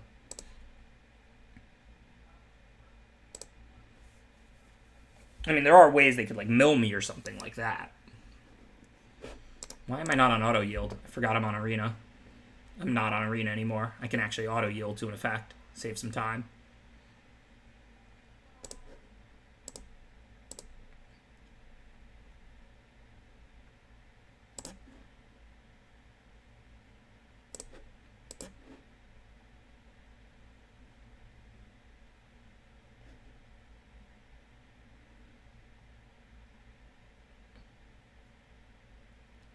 Yeah, they're on the Milmi plan, but remember, we have a Black Omen and a Lampad left to win with. I can't think of the other 5 cards, but at the very least, both of those win this game if either one resolves.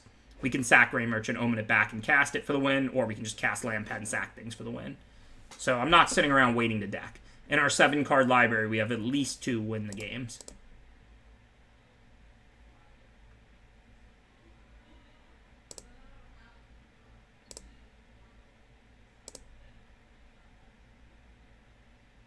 So that's Pilgrim for nothing, so that doesn't change anything. I'm going to put it out. It's a body. We could always sack it. Maybe I'll just sack it immediately. We have so much mana, and we have 2 of our 6 cards we really want.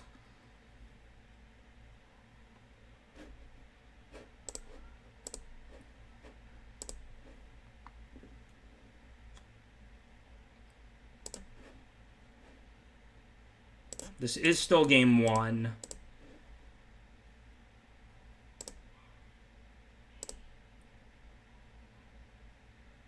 Cacophony would be a pretty good draw, too. I'm going to sack that Pilgrim.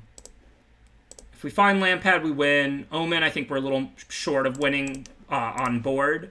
You know, we win with the Grey Merchant Omen, but we don't have enough mana to do it this turn. Cacophony would also be a really good draw. Make a few more creatures.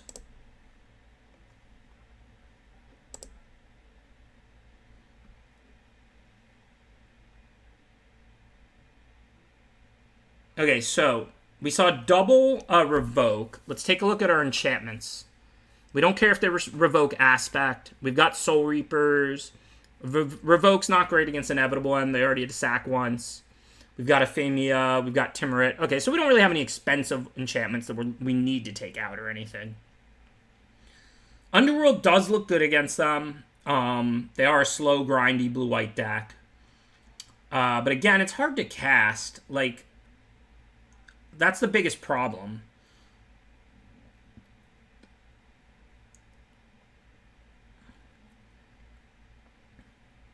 Yeah, Libation looks like a pretty good potential answer to Thassa, because we can always make them sack enchantment, and they may not have another one. I agree with that. Just take out, like, a Soul Reaper, like a kind of expensive enchantment creature. Bring in, like, Libation as an answer to Thassa. I mean, the main thing their deck does is Thassa with those double Alarios. They can't bring Alarios back from the yard, so now that I know about that, I'll be Myers grasping the 2-3 body, even if it's tapped, not the untapped 3-2.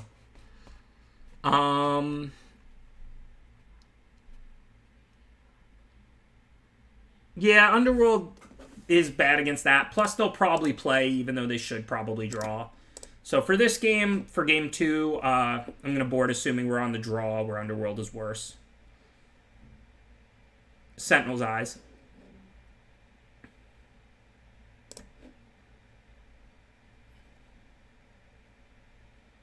Yeah, they might board out a Revoke, they might not. They saw some decent stuff. It's not like I don't have targets. I just don't have, like, super expensive targets, and I want to minimize that knowing they have it. Thanks to Goods. Glad to be back. I hope I never get sick again.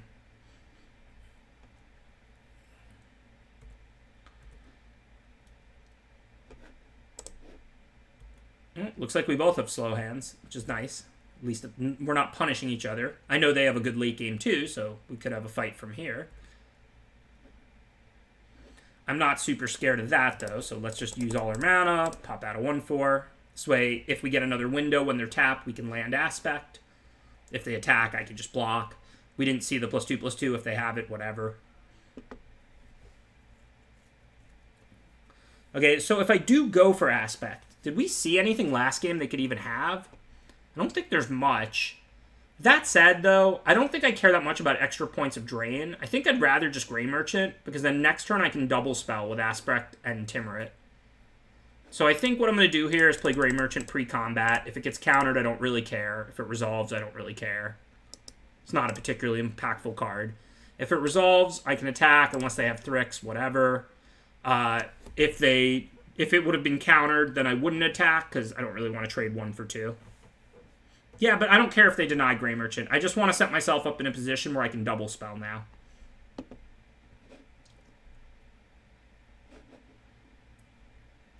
And now that's the plan. Let's get Aspect going on the flyer.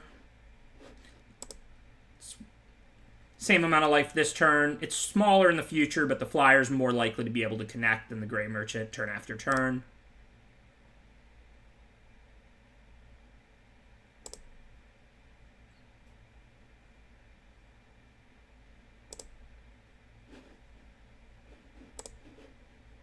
Plus, we want the Gray Merchant back to block anyway. And not the worst. We don't care about Thassa's blinking right now. If they play Illyrius, we can always eat to extinction it. I mean, I don't really want the Thassa turned on to have to deal with it. I'd rather just kill all their creatures and have Thassa sit around doing nothing. But that may not end up being the case. What did they just put back on top? Starlight Mantle. So we need to eat to extinction now, potentially. So that was, like, not great. It's not the end of the world. I mean, those cards just go back on top. 2, 3, 4, 5. So with the Omen and the Mantle, that will turn Thassa on. If I don't kill the Laguna Band, they can keep doing that. It's kind of annoying. So I think we want to do that. And then we can just attack. We do have the Timurit, so we can always get the enchantments out of their yard later. We know their next couple draws, sort of, because one of them is a blue Omen. I don't know, standard sick, Harv. I think I just kind of want to hit the Sea Guard so that the Thassa can never come on.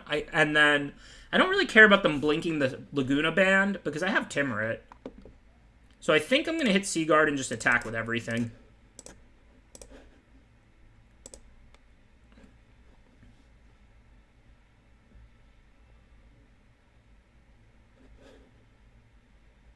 No, I think I want to draw that. 3, 4 just bounces with my creatures. So now we attack and pass to them. So they're drawing Omen this turn, but we know they have Mantle on top. So we can go to combat next turn. And then if they tap something, we know the card in their hand is Omen and they can't play the Mantle.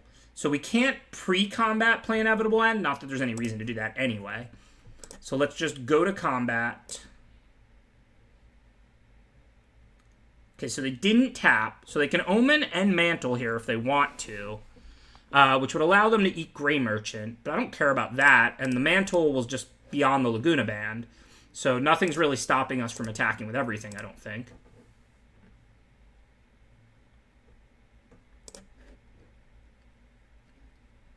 And if I go to kill it now, they can Mantle. But again, it takes their draw step. I could also just Aspect now, and then that kind of forces them to do something or lose a card, so that looks pretty good. So now that we're post-combat and I don't have to worry about anything dying or them tutoring up things in response, we've already gotten our attack. I'm going to go ahead and Aspect. I think it would be a very bad line. If they ever start thinking, I'll explain why we don't let Thassa go on to turn it off. We don't really care about it blinking anything at the moment. So, like, we basically killed a 2/5 and Thassa by exiling it, and we got our Surveil 1, which didn't materialize, but easily could have. Again, the goal is not to remove it from play if it's not doing anything. Who cares if they're blinking this Laguna? If they get any enchantments in their yard, we'll just exile them with Timurit.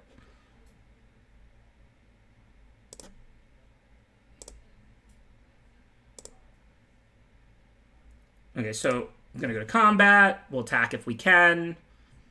Shouldn't really be able to, but now we can Inevitable End the Laguna. Then they're going to have to sack it. They don't have any other creatures. And life is good.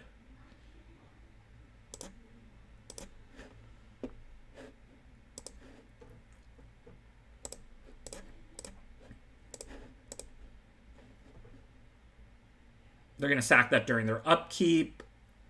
They could sack this in response, but they can't blink anything yet, so we shouldn't need to Timurit this turn. So let's not miss putting out a Pilgrim.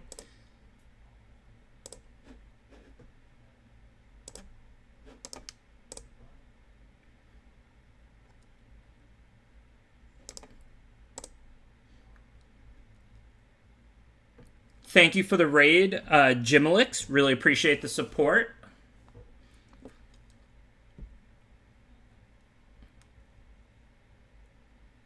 So now they'll probably have found Illyrios because they scryed, but then we could always just Myers Grasp it. Oh, they didn't even find that? Wow. Well, that's kind of unfortunate for them. Okay, no decisions. I don't think Aspect matters much either way, but Timurit's the more valuable creature and the one they can revoke, so that's why I put it on the Grey Merchant. Okay, we don't really have any choices now. Can't add to the board, unfortunately. But I can't really imagine how they're going to claw out of this. Unless they play Dream Trawler, maybe. But they have no cards in hand, so I would just double grasp it.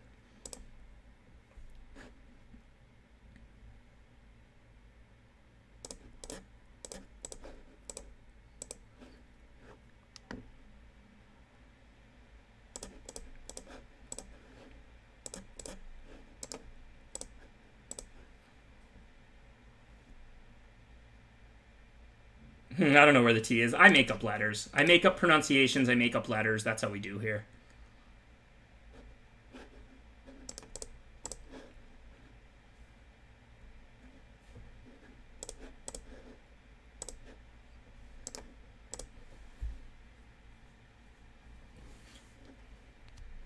I'm guessing they don't have Dream Trawler because they would probably hold one card. It's right for them to play every land as they draw it because the turn they hit 12, they might tap 3 things instead of 2. But if they had a Dream Trawler, it would probably be right for them to hold a land. So my guess is they don't have Dream Trawler. So again, we could Libation Thassa. I might do it end of their next turn if they don't do anything, because then I'll just attack and kill them if they play a land or something. But Thassa's also not really doing much, like I said. They can't win the game by sinking all their mana into tapping things just to stay alive. So I'm definitely not going to do it now while they're tapped. I'm not that scared of them countering it or anything. Let's see what they have. Okay, well now I am going to do it because making them sack Omen of the Sea would not accomplish anything. So let's make them sack an enchantment in response.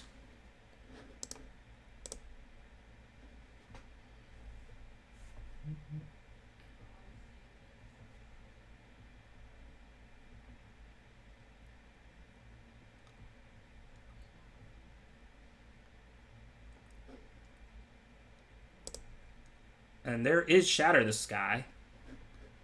I'm not actually super surprised to see that.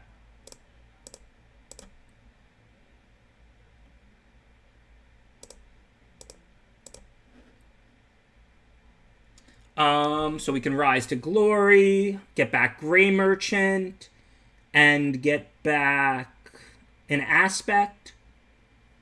If we play the Mogi's Favor first, we're 1 short of lethal.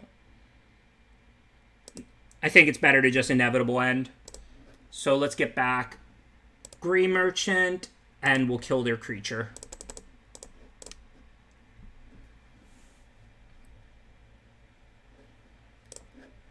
You can't get back Timurit. It doesn't get back any enchantment. It gets back auras. I mean, you can get back Timurit as your creature, but then you're not getting back Grey Merchant.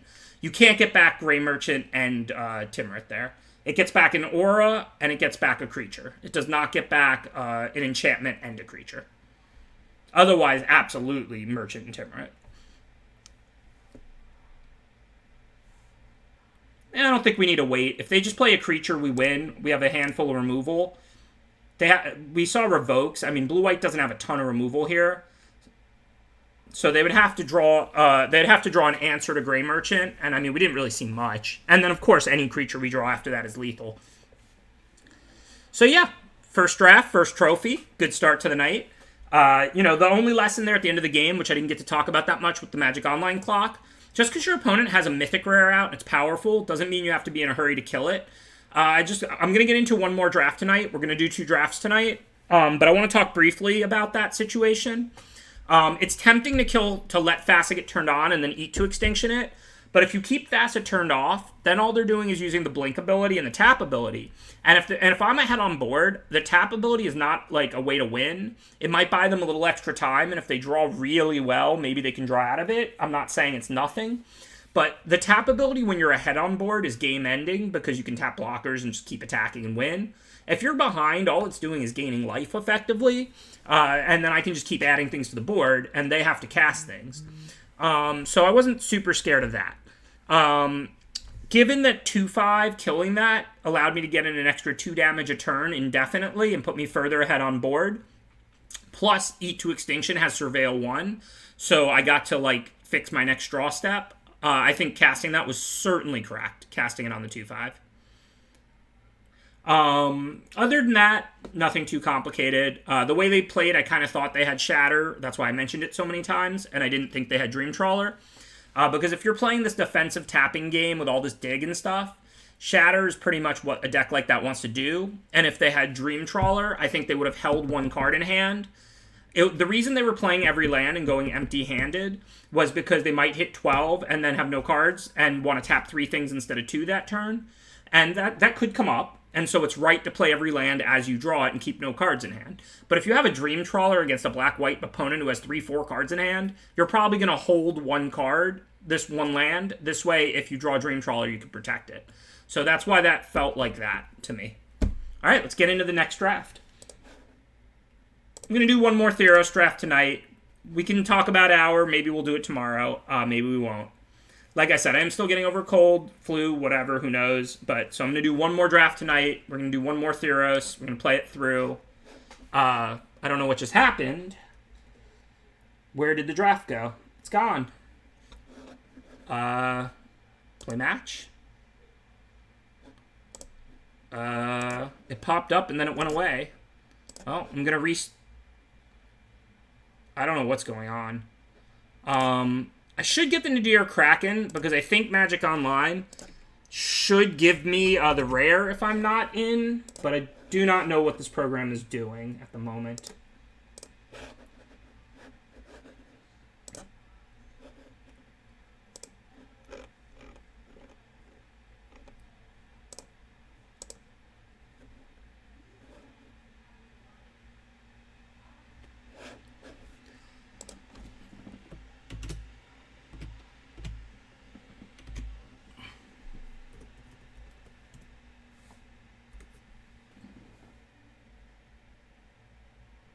Oh, okay. Well, I didn't know that, like, I clicked out of the game and there's a way to click back in. I think I'm gonna miss 1 pick, but not 2, and I think it's gonna be Nadir Kraken, which is certainly what we would have took anyway, since it's an S tier totally broken rare.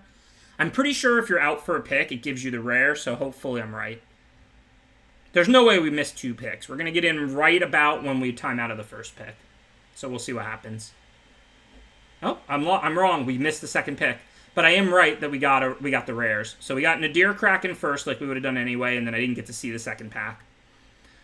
So here we are, 3rd pick with a Nadir Kraken, and unfortunately we missed our 2nd pick. Sorry if that was my fault. I don't know what happened. I've never actually had to do that before. That was kind of weird.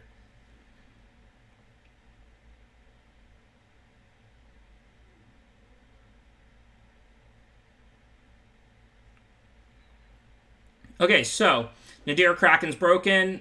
We missed our 2nd pick. It is what it is. 3rd pick. Hero of the Nyxborn's really good, but it doesn't go well with Nadir Kraken at all. Blessing can go better with it since it's single color red, even though blue-red I don't really like. Sunmane Pegasus is a lot worse than Blessing, so we can't really take it. Deny the Divine, also too much worse than Blessing. So, I mean, this is an easy Blessing. Whoa, Myers Grasp 4th pick? What are the people doing on this program right now? Are the Magic Online competitive draft leagues, like, softer than the Arena bots at the moment? How are we getting a 4th pick Myers Grasp? I mean, maybe this pack just had 2 busted uncommons and a busted rare. It is 2 uncommons and a rare missing. Well, I like blue-black a lot more than I like blue-red. I like black-red a lot. I think it's the best deck in the format if we end up seeing black-red and we don't see blue. I want to play blue for Nadir Kraken if I can, but I think at the moment we just have to take Myers Grasp. So now, what are our options? The best cards in this pack are not very good. Shoal Kraken's pretty good if you play a long, grindy game, and it combos really well with Nadir Kraken. You can activate this thing twice a turn, as ridiculous as that is. Brine Giant's a pretty good win condition if you end up with a few omens and enchantments, and it can cost like 5 on average. Hero of the Revel is a fine curve topper for an aggressive red deck, and Funeral Rites is like average-ish card drawing. It's really good with Escape, but otherwise you're not getting that much bang for your buck. I think Shoal Kraken's probably the right pick. We have 2 enchantments. We want to play blue. We have Nadir Kraken. They go well together. So if we can move in the direction of like a blue-black control, that would be really good. Now the best card in this pack is green, though. So now I don't know what to do. I mean, we could play blue-green. We have the Temple of Abandon. We could splash Blessing, pick up like a Caryatid. Or we could take... What is it called? It's got its own emote because it's so hard to pronounce. Bad Breath Cow. So, there's 2 choices here, really. Band Brawler's the best card in the pack by a lot, and it's green, and green does seem very open. I agree, Cam.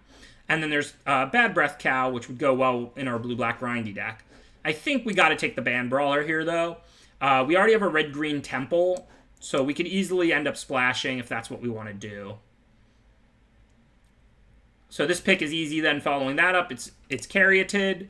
If we play a blue-green deck that's like looking to play these long games, splash removal, we've got a red Temple, we want the mana fixer, we want the ramp.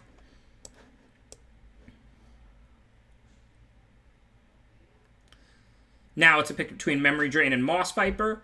Blue is still our best color, still the color we're most likely to play. I don't think we necessarily need Moss Vipers. Let's go with a Memory Drain, especially it might dig up our best cards. So now it's a little bit interesting. Blue is the color we're most committed to. We're not really committed to any of our colors, to be honest. This is definitely a puke. Mordu the Black used the correct emote for this draft. This is a Taste the Rainbow in a vomity way kind of a draft. But we have some powerful cards, so we'll probably hone it into a deck. For now, though, I think Venomous Hierophant is the card with the most upside. If we play black-blue, we'll be happy we have it. If we play blue-green, there's nothing from there we're going to miss. Stern Dismissal looks good if we go blue-green. Even though I don't like that card very much in blue-black, you end up with way less spells in your blue-green decks, and then you're happy to have some interaction. The Sea God Scorn is better in blue-green than it is in blue-black or blue-red as well, but I'm still going to take Deny the Divine, because we're looking to play a late-game-oriented, long, control-ish type deck, and Deny is just a good cheap counter for that. So I think we're pretty much going to be blue with either green or black. We don't know which. Our green and our black are pretty close. Our blue is our best color, including the super broken Nadir Kraken. You just have to try and remember them, Faders. Honestly, it's a fine question. I have a pretty good memory. Like, I'm very good at memorization, so I just remember them, frankly. Not really sure how to answer that other than that.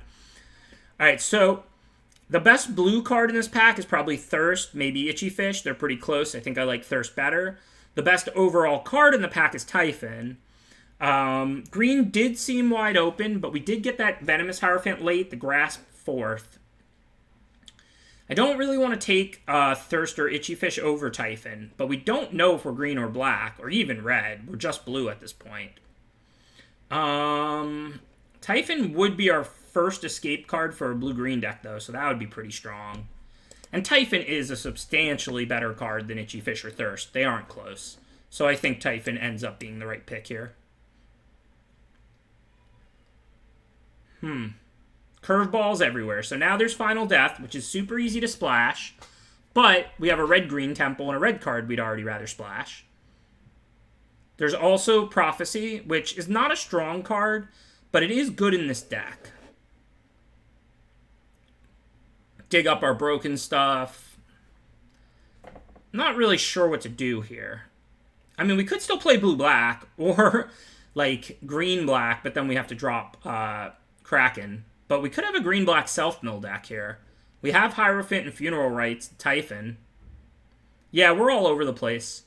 But I think Prophecy is too much worse to take. Final Death is splashable. I don't know if we're going to play black or not. I don't know if we're going to splash it or not. We're absolutely all over the place right now. But, hey, some drafts are clean, some drafts are not. This is why we draft the hard way, so we can make the most out of difficult seats when we face them. Okay, so I think we want Binding of Titans here. Green and black really seem like where we're supposed to be, not blue. I may have stuck to blue a little too hard for that Kraken. I mean, I like Shoal Kraken a lot, too. But I think Binding of Titan for a green-black self-mill is starting to look pretty good and come together.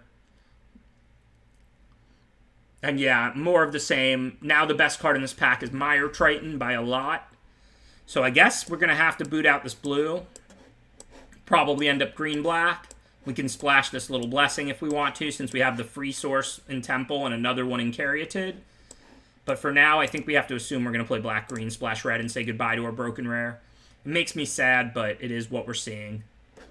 Niley's Intervention, not a great card. It's a good sideboard card. Sometimes you main it, sometimes you don't. We do want to pick up Chimeras and more escape creatures. So far, just Typhon, but not over Mire Triton. I'm going to grab these Tritons, and I'll assume I'll have more access to even the common escape creatures.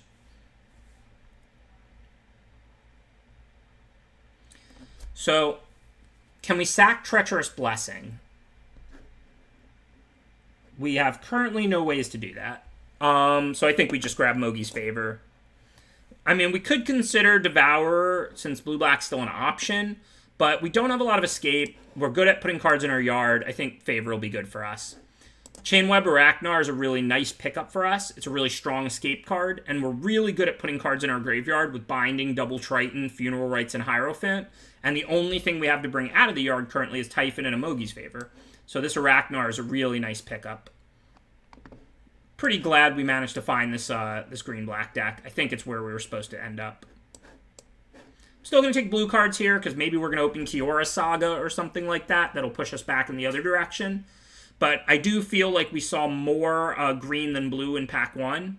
So I think it's very, very likely we're going to play green-black. But if we do open like Kiora Saga, we have a bunch of blue playables in our sideboard and an Nadir Kraken. So then we'll probably switch back to blue.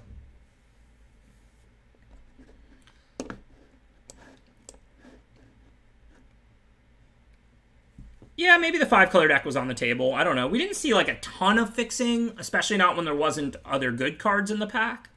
But it might be possible. Yeah, I don't like to play the Treacherous card unless I have ways to sack it. If you've got, 2 Final Flares, you'll probably have one because you're drawing 3 additional cards right when you cast it. So you don't need to have 1,000 ways to sack it to play it because it draws 3 cards, so you're likely to find your ways. But I wouldn't start the card with no ways to sack it. Unless you have a ton of life gain.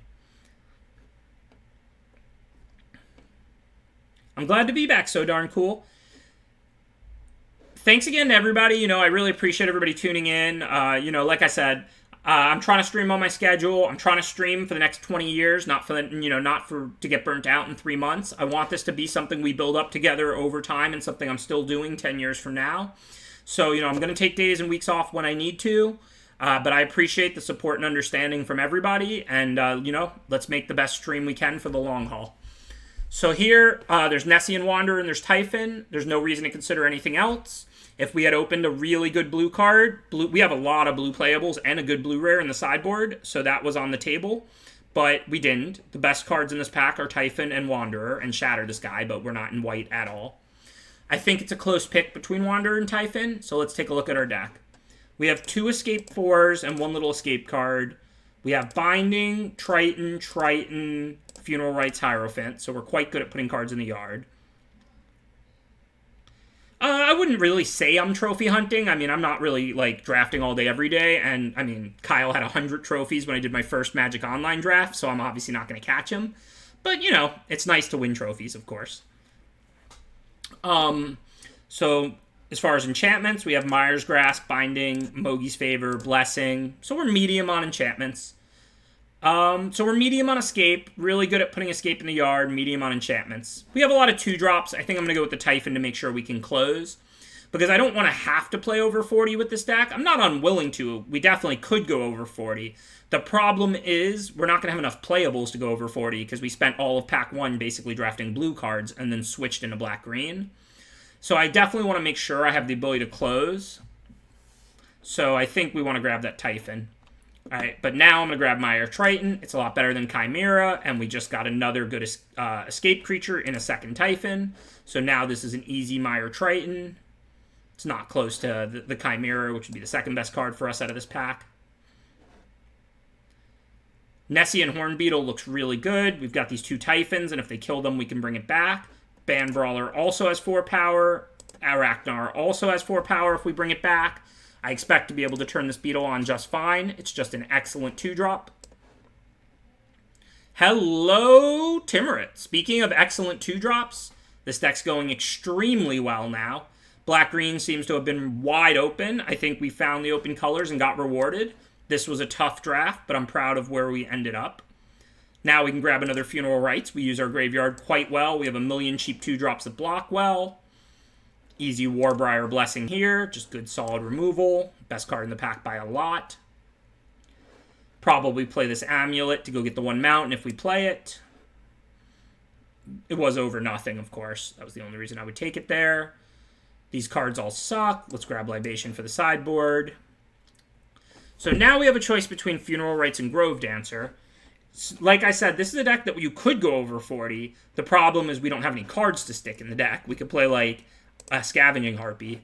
So this Funeral Rites might be a little too much, but I think we can close pretty well here.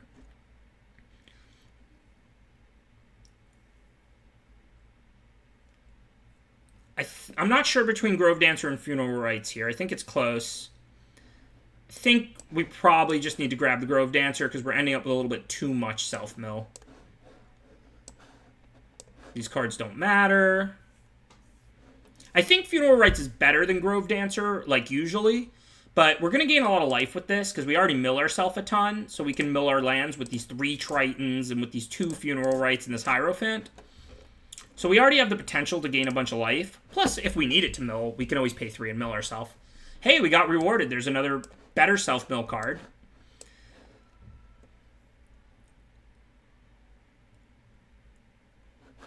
This draft really came together very nicely. I think I got pretty lucky.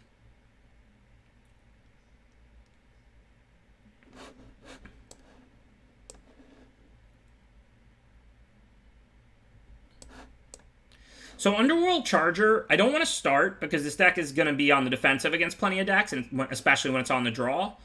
But if I'm ever on the play, I'm going to be boarding Underworld Charger in, I think. So let's take a look.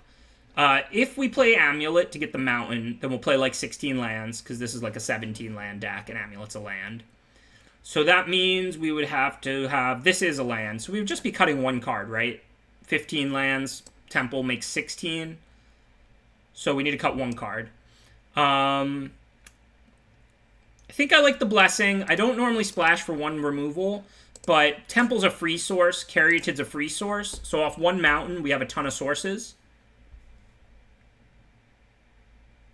Nah, I can't splash Kraken because it's double blue. I wish I could, but... I mean, remember, if we do mill our mountain, we only have 1 red card in our whole deck, and we still have Temple and Caryatid as backup sources. We could cut the Intervention. We have no flyers, though, so it's pretty main deckable. Like I said, we could also cut the Underworld Charger. I think we cut the Intervention.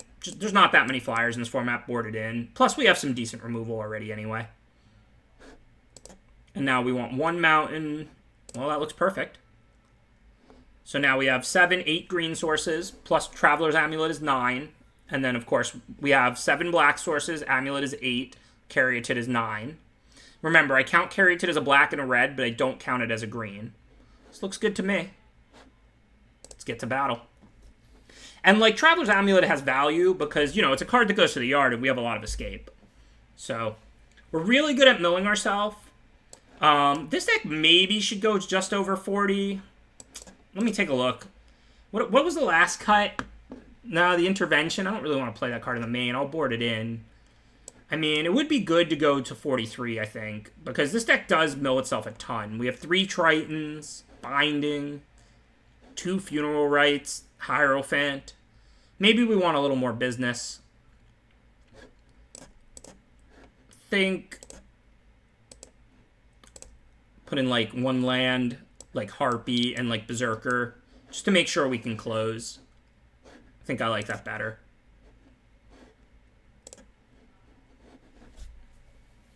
Yeah, it was a little bit too much self-mill.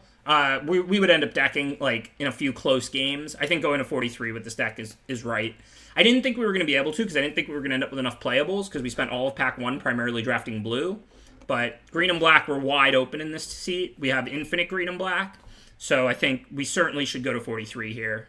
It's an extra couple of turns to close, an extra buyback of a 7/7, etc., etc.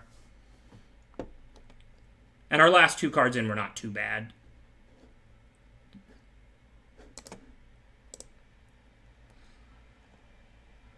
Well, this hand's not great, but we're not going to mull it. We have all 3 colors. So hopefully we'll draw some of our early drops. Our curve is not that high.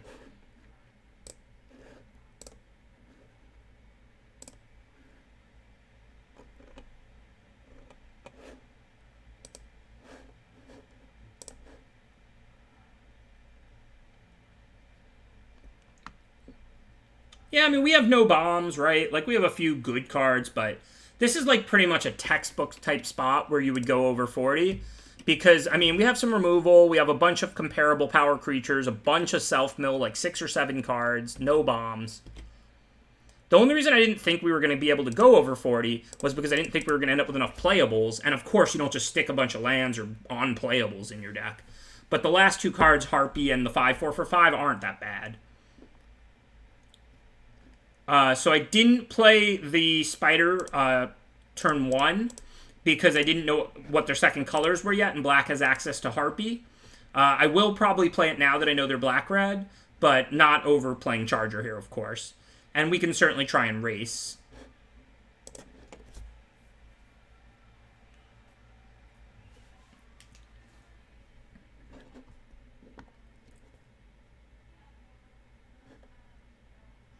So now we have a decision. They're tapped out. We can safely land Blessing. But I think this is a race we're going to win pretty easily. So I feel like we're better off just playing Hierophant and hitting for 2.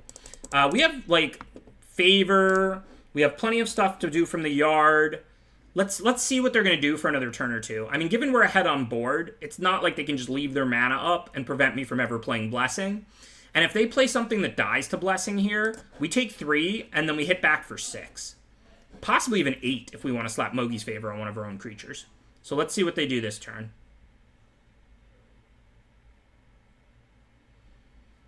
So that's not really great. We can Mogi's Favor it. They can kill our Triton. We could attack with just Triton.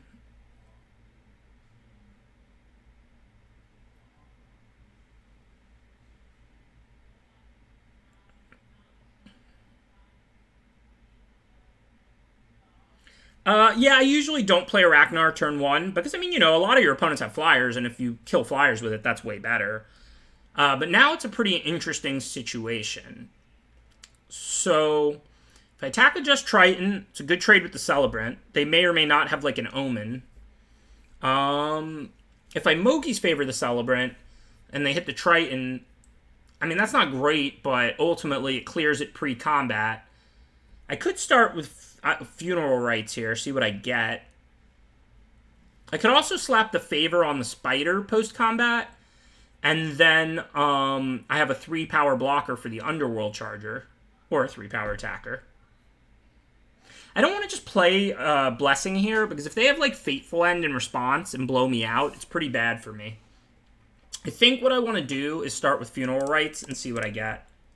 We still have access to Favor and Spider this turn. And even if I need to play defensively for a turn, I'm cool with that. Then I think I'm just going to chill.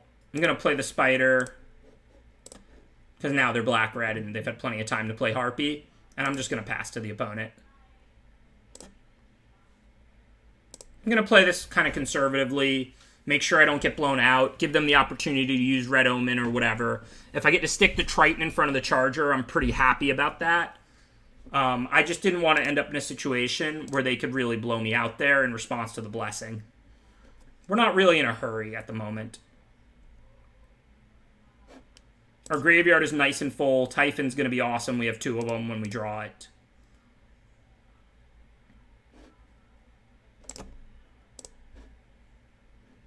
Let's let them play their cards here first.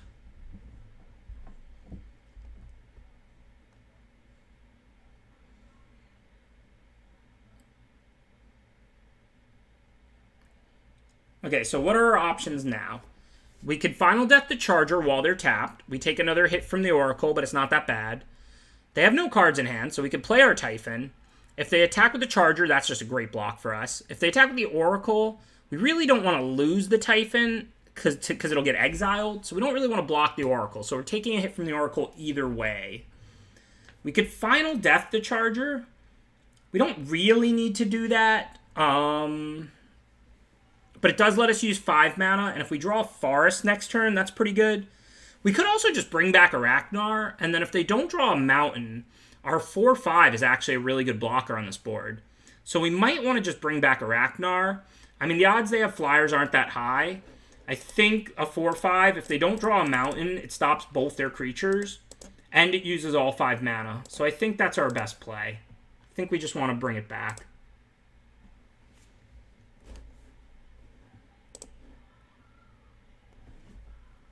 Like, they have to top deck a Mountain or the Oracle can't go into the Arachnar. And if the Oracle attacks, I'm going to block with the Arachnar. I don't mind this little trade down. I have 5 cards in hand and they have 0. So, I mean, if I can take their turn and make that trade, it's pretty good for me.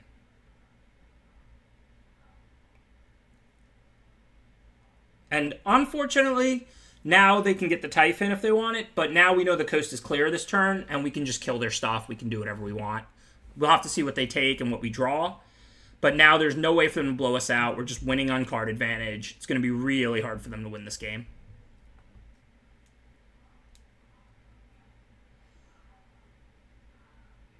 No, your answers were perfect, Cam. The rules for going over 40... Firstly, you should never do it in formats unless you're using your, let's call it physical cards as a resource, meaning the total size of your library, the total size of your graveyard. If you're not doing that, you should never do it. The only times I can ever remember thinking it was right to go over 40 were in the spider spawning format and in this format. Because, again, escape is a card-fueled resource. Having 43 magic cards means you get to escape in extra time. And spider spawning was the same thing. Having a bigger library meant you could spawning for more. So without that, you never even think about it. Once you have that, you need to be able to hack through your library. If you're not going to deck yourself, then you don't want to go above 40 ever. Now, we have 3 Mire Tritons, 2 Funeral Rites, a Venomous Hierophant, a Binding of the Titans, and we're not a lot of removal. We're not that great at closing. So, like, this is a deck where we could certainly deck ourselves. And then the last piece of the puzzle is if you have any bombs, any true bombs. It's okay to go over 40 if you have a spawn in your deck or something like that, especially if it's something like a spawn that comes back from the graveyard because you're playing extra self-mill if you're playing over 40. It's not okay to go over 40 if you have a Pelucranos or Cetesian Champion, something that you really want as soon as possible, as often as possible. Okay, rant over. So coast is clear. We probably want to play like Blessing this turn, either Warbriar or Iroa's.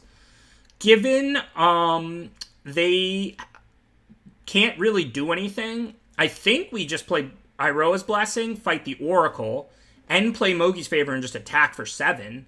I mean, we can take a hit for 3. I mean, I know we win the long game, but that's 7 for 3. It looks pretty good to me, right?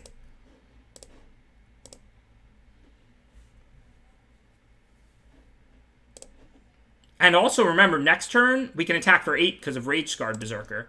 So if they play a blocker, they're going to be forced to chump block next turn. So this play is definitely correct. It's very convenient, because even if they draw Portent, they're a point short of killing us, and then we lethal them next turn with +1/+0. And if they don't have Portent, if they play like a blocker, then we play Rage Scarred attack, they have to chump block.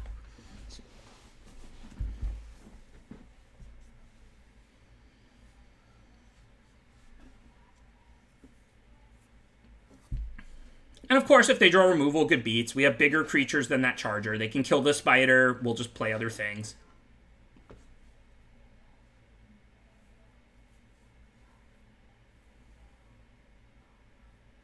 Alright, so that has to attack. So making them block isn't great. I think it just opens the door for us to lose to something like Portent where we wouldn't otherwise. I think what I want to do here is just play Typhon. Let them attack with their creature that has to attack. I have 2 good blockers. If they steal the spider with Portent, I take 6, untap and kill them. If they draw removal, I get to untap and kill them. Like, I mean, not necessarily lethal, but they can eat the spider. I get to eat one of their creatures and then untap and kill the others. So I think we take this turn off now. Definitely not going to take this. We'll just eat it.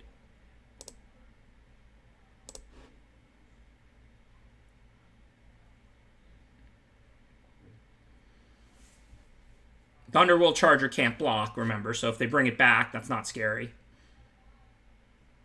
We can then just kill it and attack for lethal. Unless they have something for the 2 mana, and there's not a lot.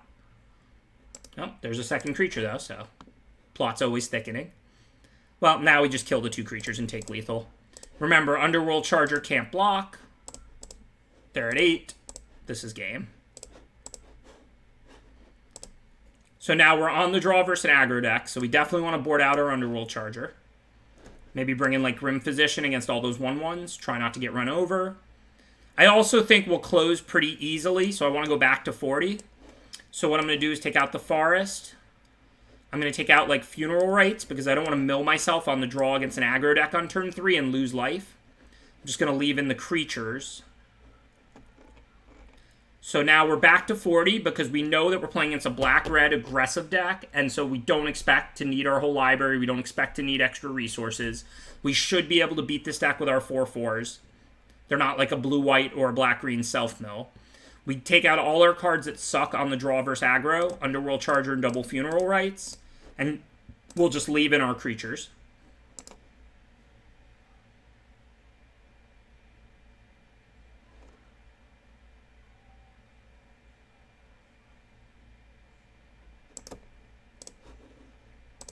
Yeah, even though you can find Polukranos by milling it, drawing Polukranos in your opening hand is way better than milling it and bringing it back later.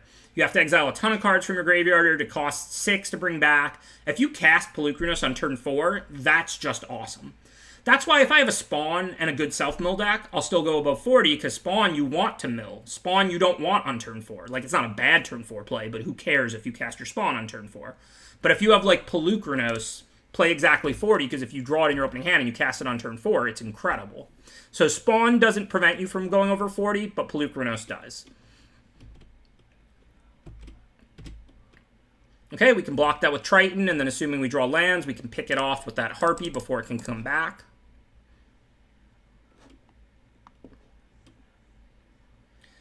I mean, I just added 1 land and 2 spells because that's about the ratio. I mean, you would either add 2 lands and 1 spell, or 2 lands and 1 spell, or 2 spells and 1 land, depending on what you felt you were closer to.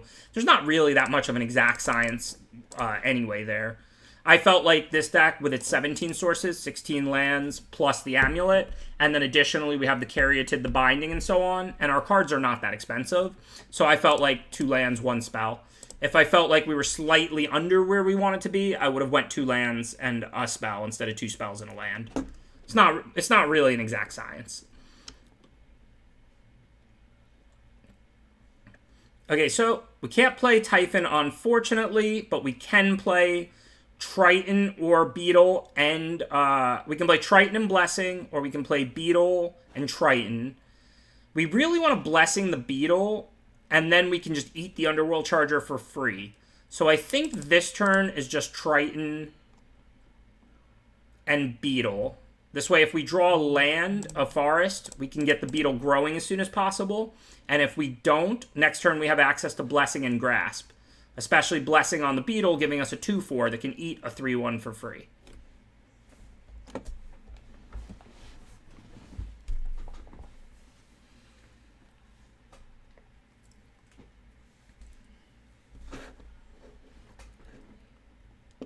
Of course, they're going to have some things to say about it, but that actually plays right into our hand. Not that they did anything wrong, but now we can untap, play our Blessing, take out the Oracle, and then the 3/1 has to attack into our 2/4, and life is good.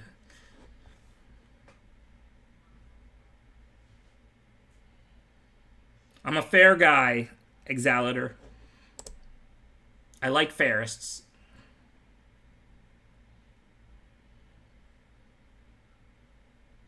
Okay, fair enough. Speaking of fair.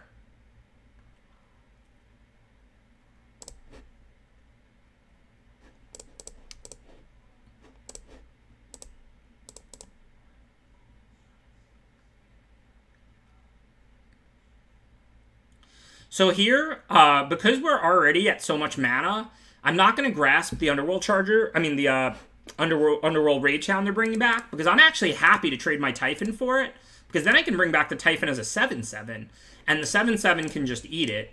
So I'm 1 land away from bringing it back, or 2 lands, 3, 5, 6. Yeah, 1 land away from bringing it back as a 7/7. My graveyard is nice and stacked thanks to all those Mire Tritons. So now we'll just make the trade, even though it doesn't look like a great trade, and it's not on the surface. When we bring out that 7/7, we're going to be pretty happy about this exchange.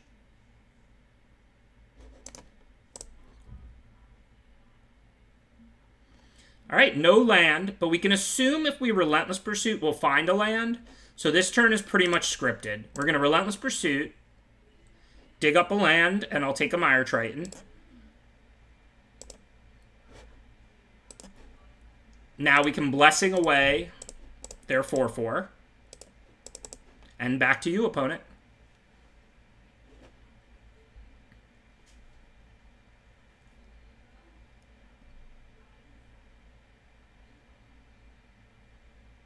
Oh, no decisions here.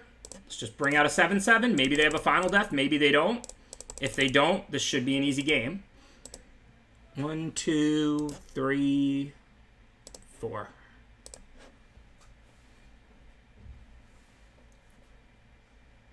Remember, if they kill it and they don't exile it, it's coming right back. We have a juicy graveyard here. We have another 7 cards already in there. Alright, you can steal it just as long as you can't sack it. I got plenty of life.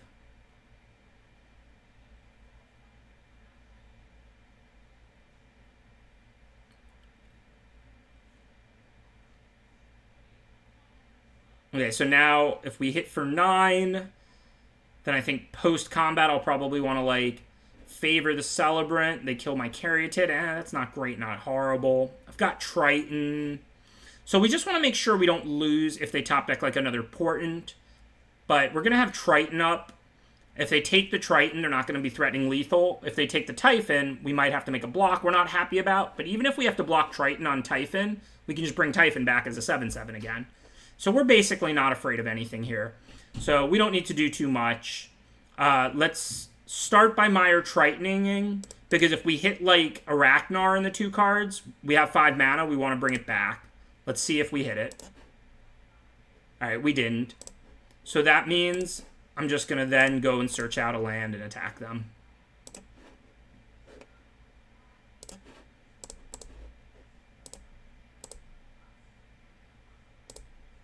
And if they port in the Typhon, it's fine. If they port in the Tryphon, it's fine. So we're not scared of anything. Thank you, Limited Seahorses. Appreciate that subscription. Well, that's one of the better cards they could have drawn. Like, I doubt it's going to lethal us quick enough, but if we brick, might end up somewhat close. So let's examine what's going on now. Well, that's a good draw. Okay, so if we Mogi's Favor now pre-combat... Oh, we have lethal. They kill one of our 2/2s, and then the favor goes to the yard, and then we just bring it back on the 7/7, and then we have 11. Mogi's Favor is such a sick card. Alright, so let's go ahead and Mogi's Favor the Celebrant.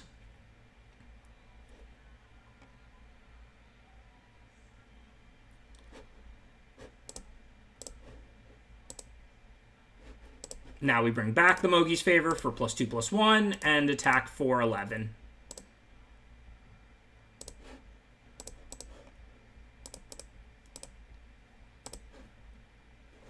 Good stuff.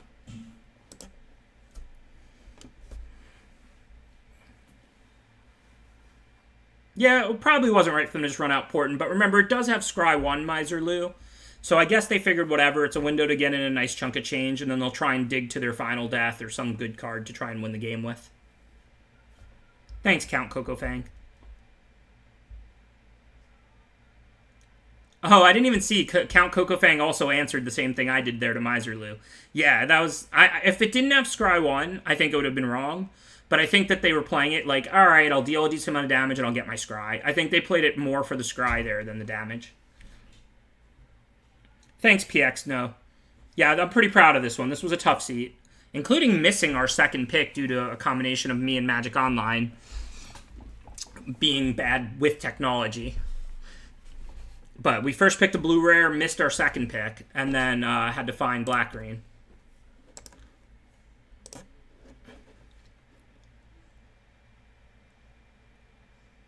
Okay, I think this is a play first deck. We don't have that much cheap removal, and it's slow and powerful. Definitely a keep because of the Caryatid, but we still need to draw pretty well, or this hand's kind of ugly.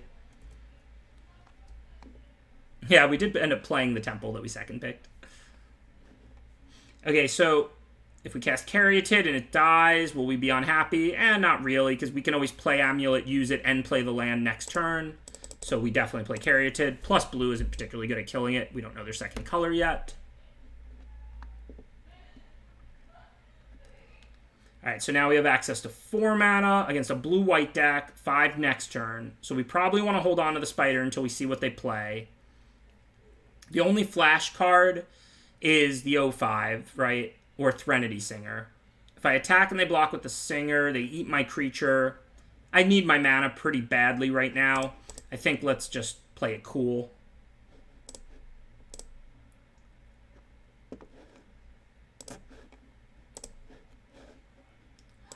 Thank you, LolC West. Appreciate that subscription. This also, leaving the 2 up, means we can cast Return to Nature if they play like an enchantment on their turn. Not that we're going to kill the Blue Omen.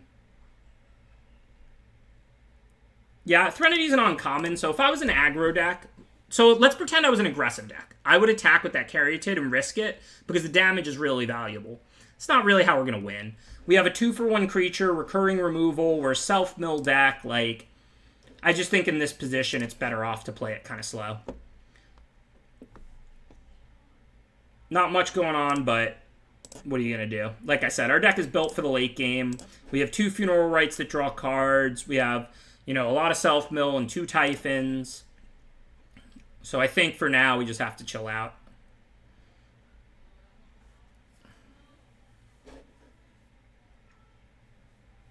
Probably just end up losing a Dream Trawler, but... Not like we were going to beat that by getting in a couple of points with the Caryatid that I might have missed.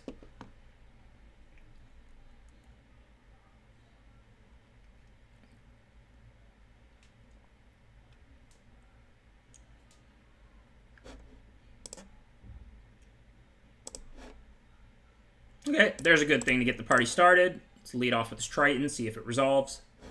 Hopefully we'll mill like Typhon or something sweet. Nope. What happens if we attack? If they play the White Omen, we can favor the other half. If they play Vexing Goal, we can finish it with a Ragnar. I think it's time to start attacking with the Caryatid now that we have plenty of lands. If they Vexing... I'm actually pretty happy if they Vexing Goal, because a Ragnar isn't a fight. It just does 1 to it and finishes it off. If they play the 05, of course, then it's irrelevant. So the reason I didn't make that play last turn was because I didn't want to lose it to White Omen. But now that we drew another land, I'm only 1 land away from the Ban Brawler, which is, you know, the most expensive card in my deck, aside from Typhon out of the yard, which we're nowhere near. So what if we had drawn like a spell this turn and not a land? Then I'd care about the Caryatid a lot more.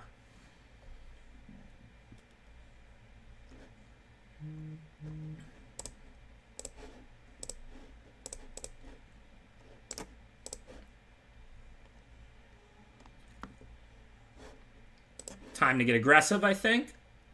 Nothing else going on, and plenty of removal in hand.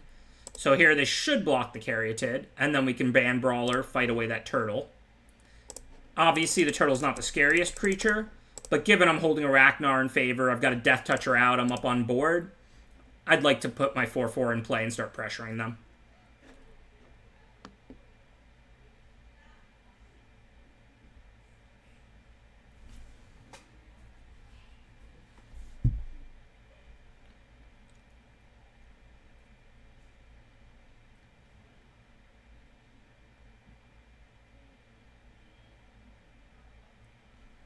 Oh, not much going on.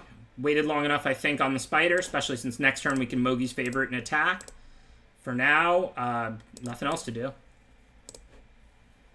The control deck is taking control. That being them, not us.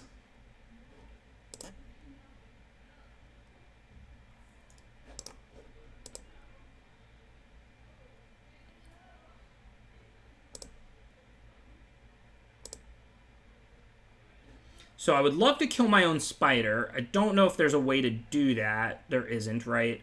If I had another Mogi's Favor. But I can't, like, double kill it. Can kill my own Triton if I wanted that in the yard. But that doesn't really accomplish anything right now. Don't think there's much we can do here.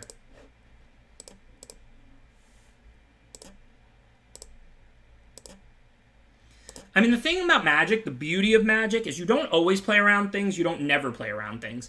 As I said, if I was an aggro deck, I would have attacked with Carriot on turn 3, because Threnody Singer's an uncommon, and the odds they had it are pretty low. But I'm not an aggro deck. I'm a deck that uses its mana well and tries to win through the power of its cards. So I didn't want to risk the Carriot out of a land light hand. You have to. It's not an always or never. You have to always evaluate the situation.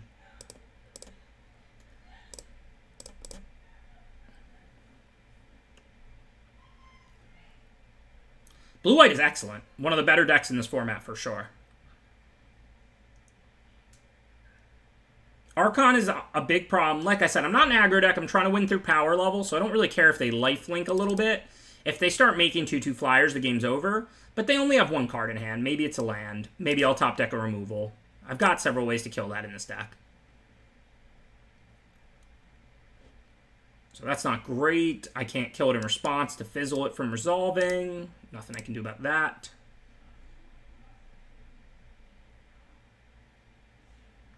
Yeah, the only one toughness creature flyers are Black, Harpy, and Cacophony. All right, well, now we're super flooded. I'm going to concede to the Archon plus they're scrying, and we're super flooded. Okay, so Nylea's Intervention looks excellent. They don't have a ton of creatures. Maybe we want a Libation. I don't want to take out any of my card drawing against them.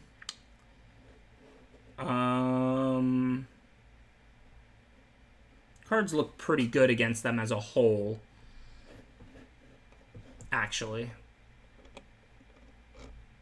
So let's bring in our potential answers.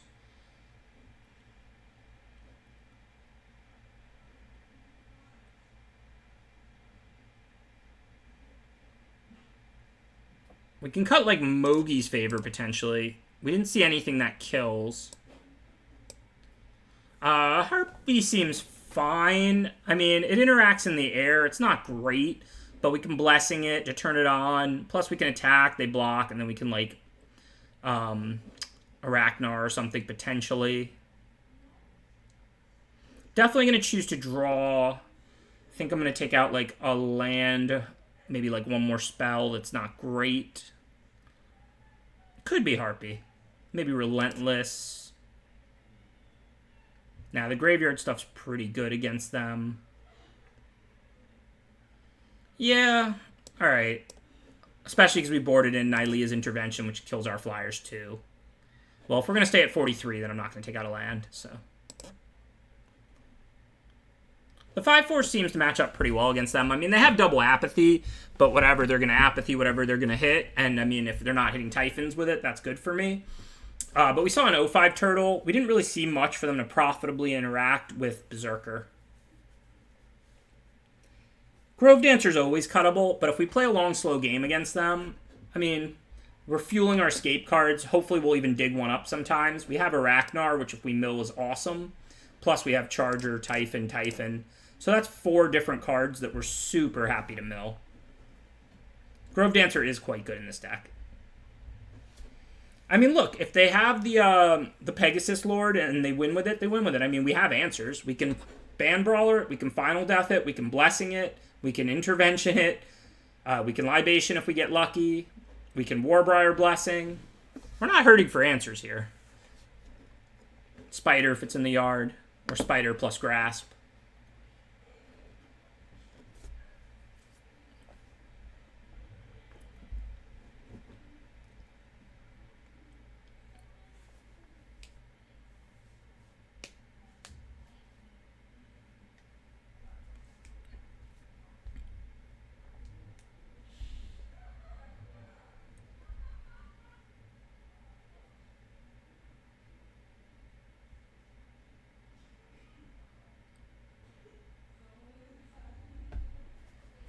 Alright, so I'm going to draw.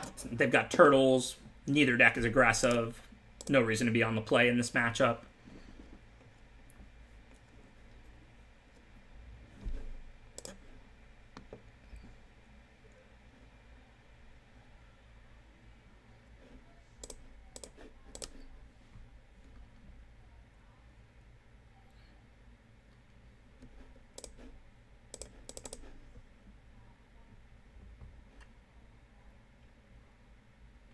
So we don't know if Caryatid's going to stick around forever. So I think if they don't do anything meaningful this turn, we're going to search out our mountain so we don't mill it and then just cast our Funeral Rites.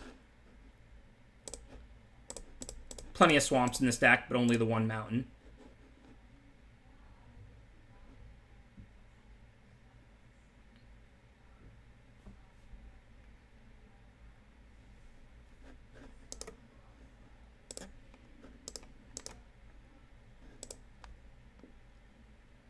Alright, so let's see. 4 mana up. We saw, like, Apathies. We didn't see any counter spells. We saw 2 Blue Omens.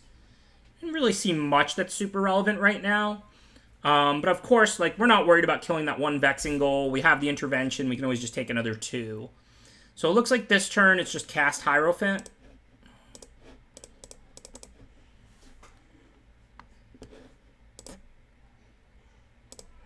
I think I'm going to attack. We saw the 0-5. We didn't see a White Omen.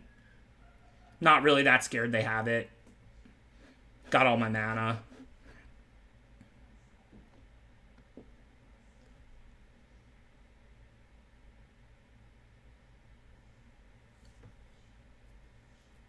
Alright, so if they play the Pegasus Lord, we still have Blessing, Grasp, Spider, lots of ways to deal with it. I can't imagine this turn. We don't want to just kill both their creatures here with the Intervention. That'll cost us 4 mana, and it'll deal twice X. So for 4 mana, we can kill both of these, and then we can still play Triton. If they have like a Blessing, we can finish off the Pegasus with Arachnar. So let's go ahead and Nylea's Intervention. X is 2 for the one-sided Wrath here.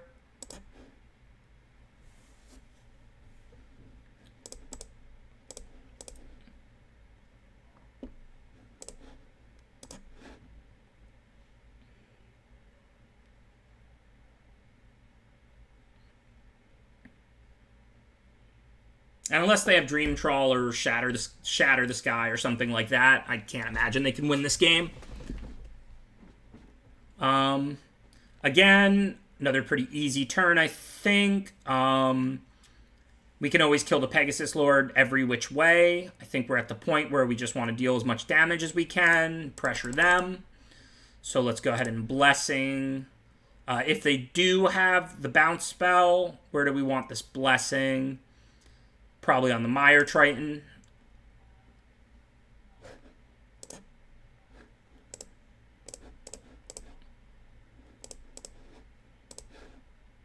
Actually, maybe I should have put it on the Hierophant because to play around Shatter the Sky just a little bit and get a card if they do play their own sweeper. I mean, we didn't see it in game 1. And we're definitely going to add the creatures to the board and try and close. But I wouldn't mind drawing a card, and it's the same amount of damage. So if I put the Blessing on the Hierophant, then if they do have the sweeper, one of their only ways to get back in this, I'd at least get to draw a card.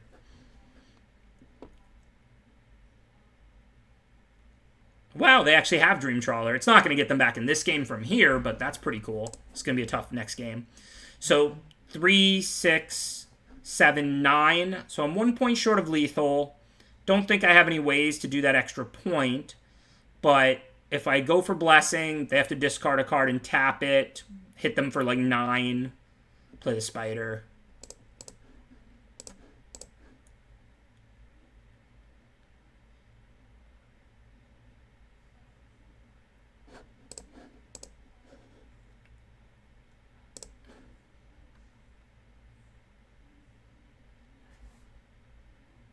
I mean, unless they have Shatter, or, I don't know, an incredible array of cards, they shouldn't be able to turn this game. I mean, Dream Trawler's great and all, but look at our board.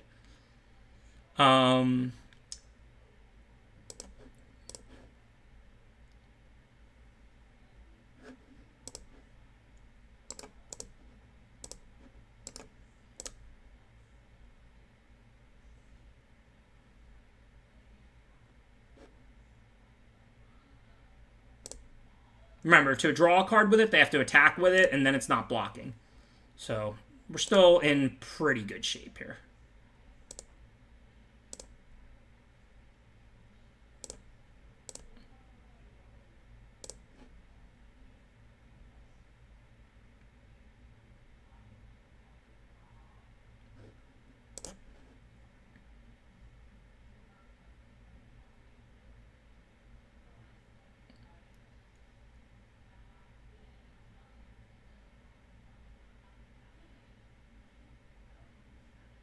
So let's say they play an enchantment like Apathy. They get a 2/2 flyer. They're probably dead. If we grasp the Archon, they won't gain life, but they can still block with it. It's somewhat tight. I mean, they had to have the Apathy and the Archon too, but now it's somewhat tight. Alright, so let's go ahead and Tim end a turn.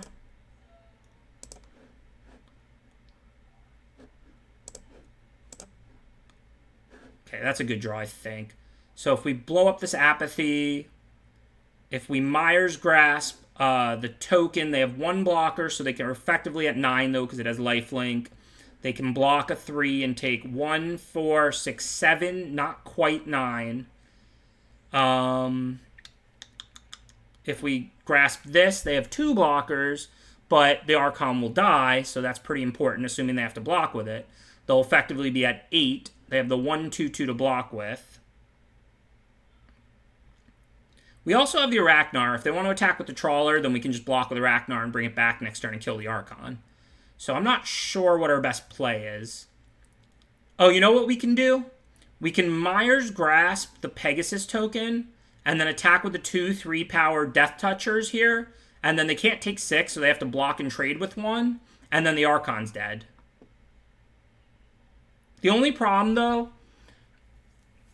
if we start throwing away things and playing less aggressively, the Dream Trawler becomes more of a problem. I could also send the Timurid. If they block it, they gain 3 and offset one of these. They don't lose the Archon, but they take 3 extra. Do have a 7/7 I'd kind of like to put in play too, so it might be right to take a turn off. What if I just bring the 7/7 out this turn? 5, 8, 10, but I have the Arachnar, and if they kill it, it's not lethal, but they're gaining a ton of life.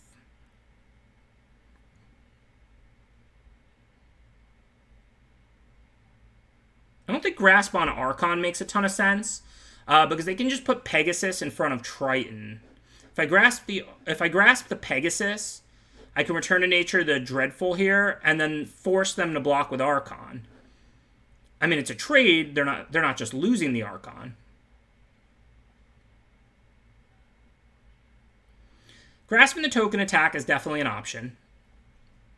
I'm not sure that any of this is better than just bringing an extra 7/7 out. Remember, I didn't know they were going to have Archon. I didn't chump with Arachnar. I can chump Dream Trawler with Arachnar here. Kind of feel like bringing an extra 7/7 out is the right play.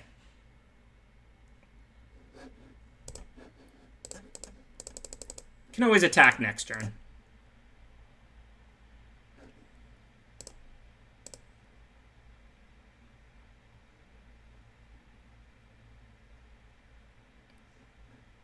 Oh yeah, 7/7 does mean I lose Hierophant. That is true. And there's nothing else to return to nature right now. That's a good point. And Hierophant's my best creature.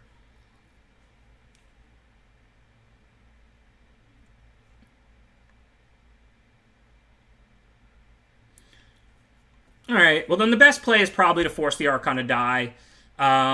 Play for the long game. Even though, I don't know, against Dream Trawler, but... So this Chain Web's going to be a 4/5.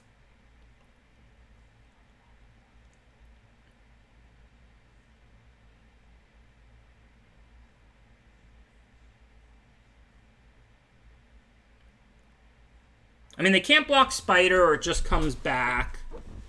What happens if I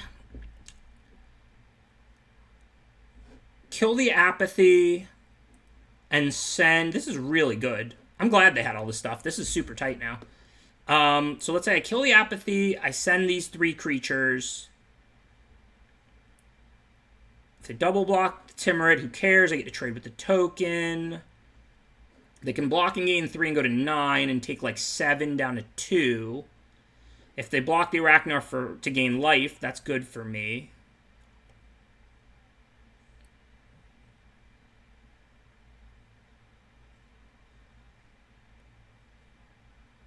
Yeah, we could grasp the spider.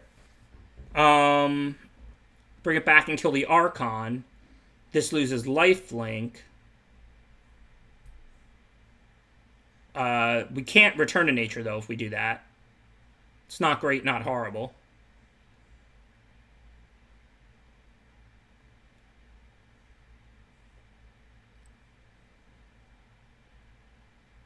Yeah, it's 5 to escape.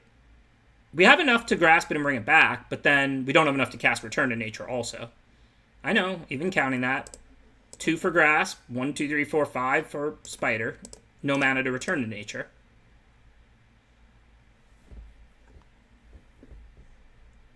Well, we can definitely beat it. I mean, if we're attacking for more than it's gaining, we have a 4 or 5 spider that's going to be able to block it. I think bringing Typhon is just the right play, though. I don't know. I mean, we still get to attack with the 3-2. Getting a 7-7 out is a pretty big game here. And then we don't have to grasp our own Arachnar. We can just chump with it. Feel like this is the right play.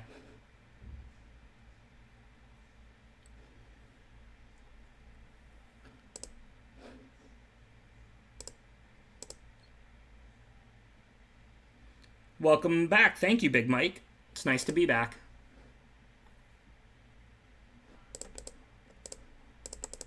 I think I just want the 7-7 this turn.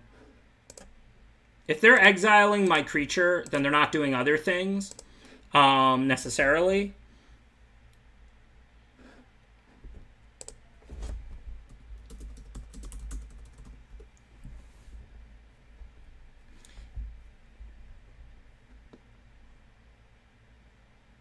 The thing is, we weren't going to lethal them in 1 or 2 if they're gaining a bunch of life anyway. So we have to kind of overpower them over the long run. And we need the 7-7 to do that, I think.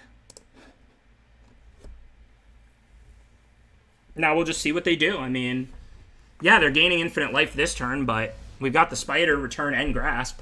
Just see what they have.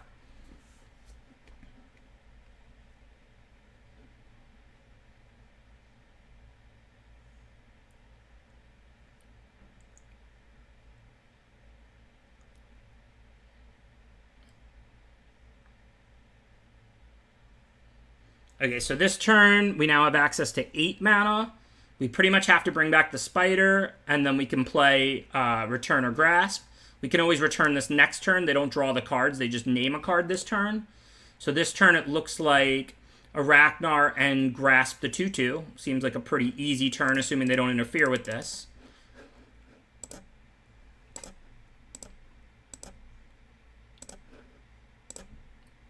Hopefully they don't have anything else. I don't think we can really beat too much more.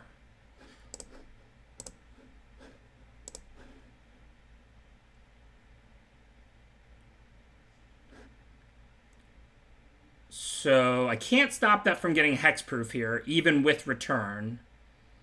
If I return it, it'll still get hexproof till end of turn. It'll lose the +1/+1, but the fight will fizzle because of the hexproof. Well, not the fight, the damage, but whatever. So it looks like change of gears there a little bit. Yuck. So now attack with the 7-7 and probably Timurit 2. And then, oh, we want to play Beetle first, so that starts growing, I think. Run out of stuff, opponent. You're drawing 2 cards a turn, not Demonic Tutoring every turn.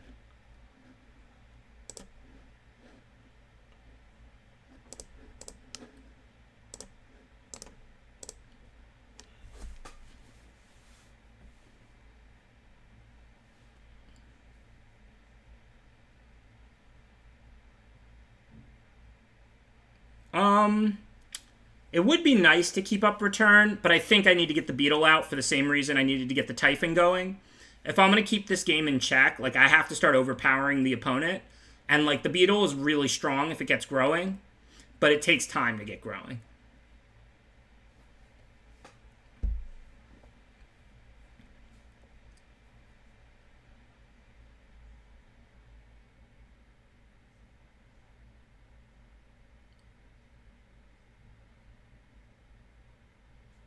The only real downside of this line is I just die if they can kill Spider.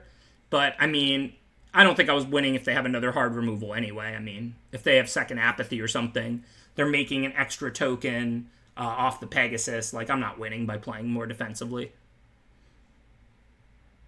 I still think, like, if they don't have anything else of consequence, like, they can cast a random creature this turn or whatever. But if they don't have, like, anything of consequence, this is still a winnable game. Our back, I think we're an underdog now. I mean, again, this is all after they played 2 more enchantments, including the Mantle to save the Archon. If they didn't have this Mantle even, Spider takes out Archon, Grasp takes out the token, we hit them for like 10 or 9 or whatever. Like life is not that bad against the Dream Trawler. Now I think we can win, but if they have anything else, we lose. I think now the back is to the wall.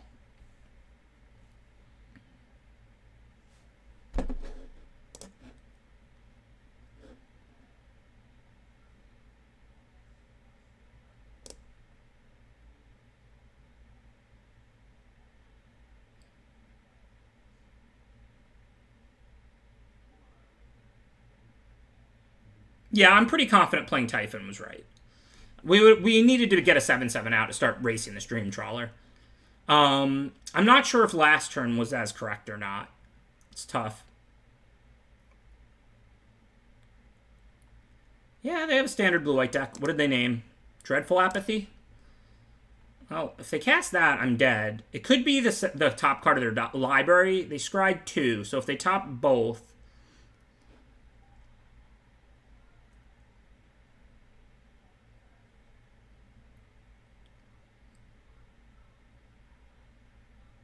Thank you, J Turbo Banana. Appreciate that subscription.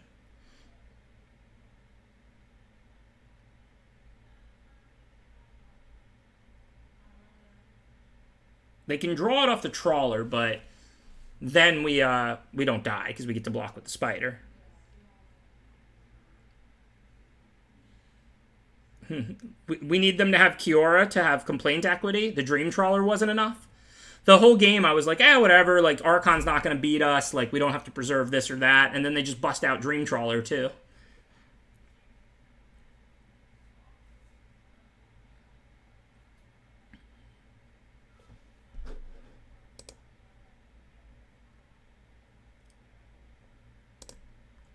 Alright, so I can eat the 2/2 and go to 1, or I can block the 5/5 and go to 4 and put the Spider in the yard.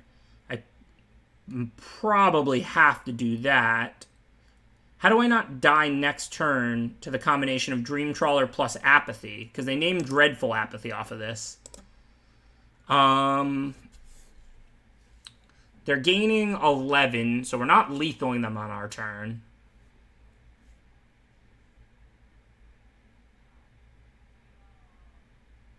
There might be no way for me to live through next turn, assuming they do have another Apathy and it's not some kind of sick troll.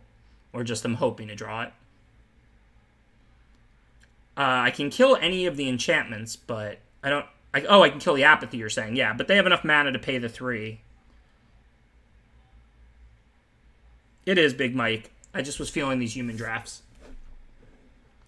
4, 11, 15, 16. And they're going to be at 22. Do I have a +6? No. I can't kill Mantle now. I can kill it later. Do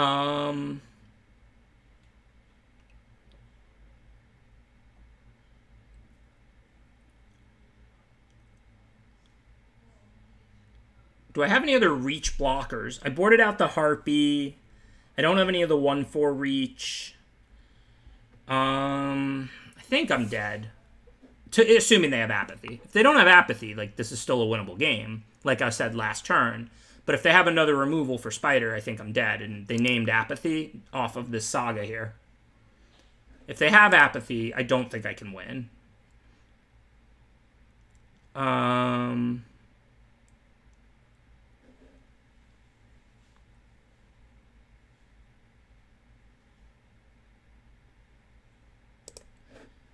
So assuming they don't have Apathy, what are we trying to do?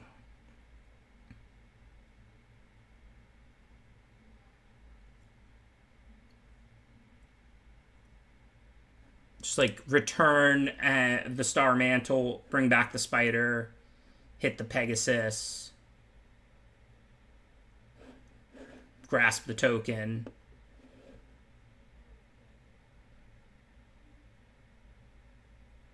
5/7. We can't do Nature, Grasp, and Arachnar, though.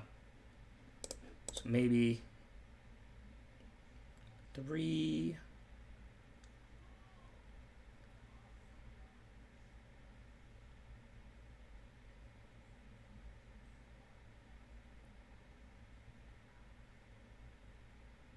If we draw a land, does that even get us there? No, we're still one short, right? 5, 2, and 2. No, yeah, land works, yeah. And again, we can't really beat Apathy, so I'm just going to hope they don't have it.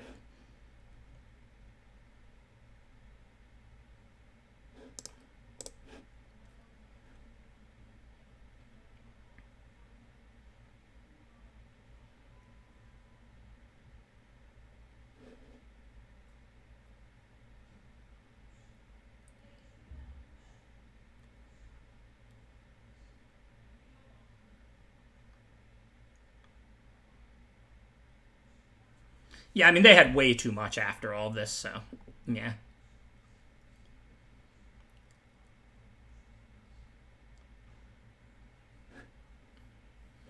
Okay, for now, we're going to lose, but we're not dead on board, so we still got to make them have it.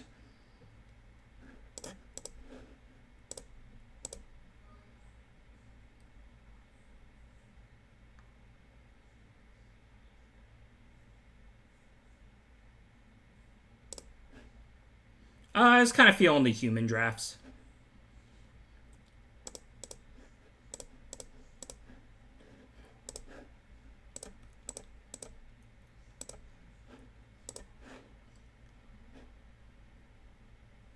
Doesn't have hexproof anymore, so we'll deal our 4 to the Arachnar, and then after the 4 resolves on it, I mean, from the Arachnar, we can return to nature the Starlight Mantle.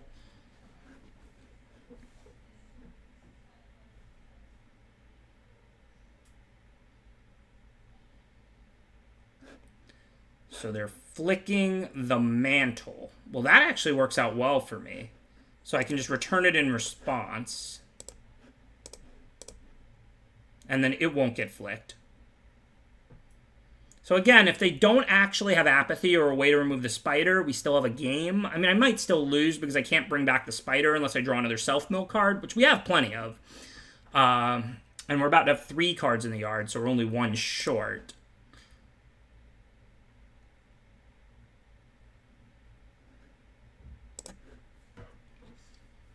I don't get anything from the Pegasus. This isn't a fight. It's just Spider dealing its damage. And then grasp that because I'll assume they have a land to discard to the Dream Trawler. And now we die if they remove the Spider. But if they don't remove the Spider, it's still sort of a live game.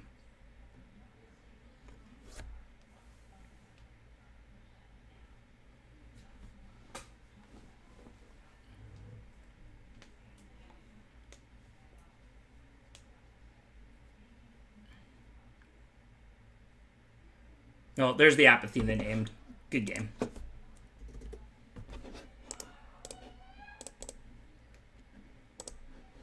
Tough deck to beat. No trophy this draft, but play around for a few packs and see if we get a 2-1. Tough to beat standard decks with draft decks. I have no idea, GM82. I say this with a pretty medium to high degree of confidence that the right play that turn was to bring out Typhon, because it would have been really hard to beat a bunch of stuff afterwards anyway. Remember, the Dream Trawler gets to keep attacking into the Spider. We can only chump it so many times. They're gaining 5 and drawing 2 cards a turn. So we needed that 7/7 in play to be pressuring them. But I do not know if I would have won or not. I mean, there's no way I should win if they have Starlight Mantle, Flicker, all those enchantments and everything. Like, at the point I was saying it was still a game, remember, they didn't have all of that. That was when they Archoned, and I was like, okay, well, we can work through this, potentially. Then they played, like, another 19 relevant cards, most of which were enchantments.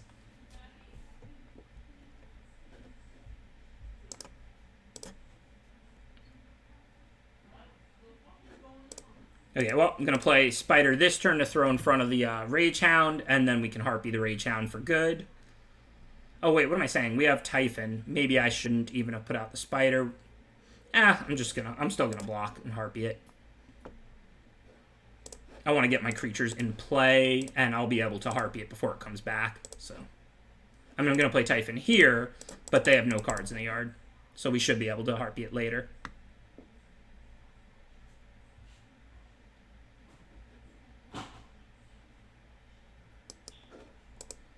Oh, we want to get that off the board.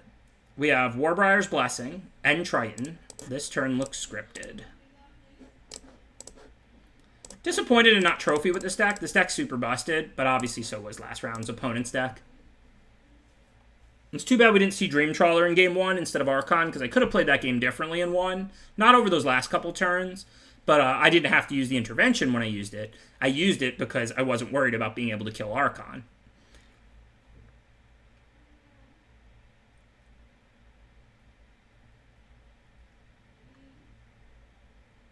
Oh, well, if I had to win that turn, then obviously my play was wrong, but I came up 1 short when I counted GM82.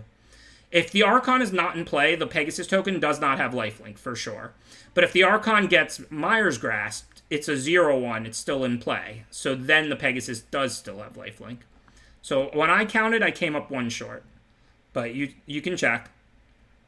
This is my last draft for the night. Like I said, I'm still getting over a cold, so I'm just going to do 2 tonight. So this is going to be the last match of the night for tonight. But I do plan to be right back tomorrow, back to the normal schedule. I might even pop on earlier tomorrow, but I'll announce that in the Discord and on Twitter if I do. Okay, for now, they don't have any good blocks. We'll just attack with both. We're way up on life. Add our Heartbeat to the board and get rid of Rage Hound before they can bring it back. Actually, Rage Hound isn't that scary, and black has ways to recur creatures. I lied. I'm just going to get rid of Nightmare Shepherd because of how scary it is. I'm not really afraid that they'll bring back a 4/2 later in this game.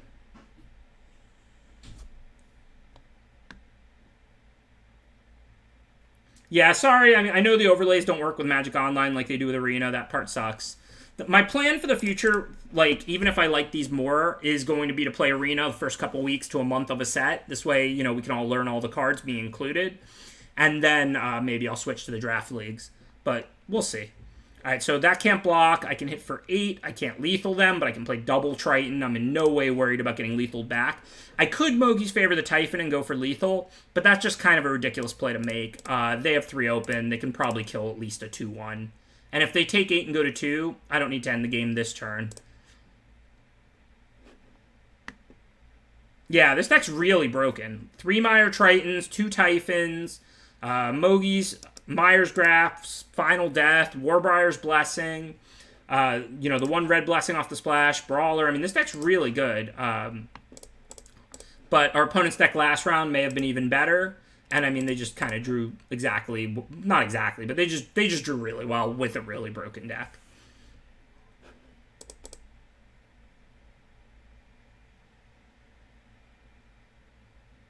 Yeah, for sure, Miserloo. If I didn't have lethal that turn, which I don't think I did, we would have a very small board against a Dream Trawler, which is a play to lose a long game, not a play to win. Whereas on the other hand, if they had even another enchantment to make an extra 2/2 flyer, but they didn't have the Starlight Mantle, we would have won that game fairly comfortably the way I played it, I think. The Spider eats the Archon that turn. We play the Beetle. We hit with the 7/7 Typhon and like the 1 or 2 other creatures that were out that could attack. I mean, life is pretty good. We can beat the Dream Trawler if we're attacking with a 7/7 there. We can't beat the Dream Trawler without the 7/7 in play. Like I said, I say with a pretty medium to high confidence, it was right to play the Typhon out of the yard that turn. That didn't even feel that close to me, to be honest. The reason I was counting all the other lines first was because we were only a point or two short of lethal. So obviously, if we have lethal, that's way, way, way better than bringing out a 7/7. Once I realized we didn't have lethal, we were 1 point short one way, 2 points short the other way. Then it became right to just put out the 7/7 that turn. I love Mire Triton. This card is smooth. It's like creamy peanut butter, which, as we all know, is a million times better than crunchy peanut butter. So smooth Mire Triton is. I would 100% have ran 43 in a PT with this deck. It's not for show. It's because we have infinite self-mill and recursion and no super bombs.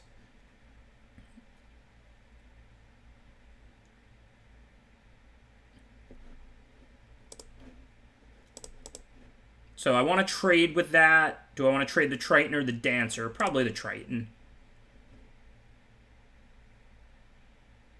It is, Cam. I'm glad you got it. I assume not too many people in the chat got it, but Brad tweeted that he just discovered that him and his fiance, wife, girlfriend, I'm not 100% on their status, both have been buying creamy, thinking that's what the other one likes, when they both like crunchy better. I eat a lot of peanut butter, and I think creamy is way better than crunchy. I'll eat it either way, but I'm creamy peanut butter all the way. So that was just a little Twitter joke for those who didn't get it.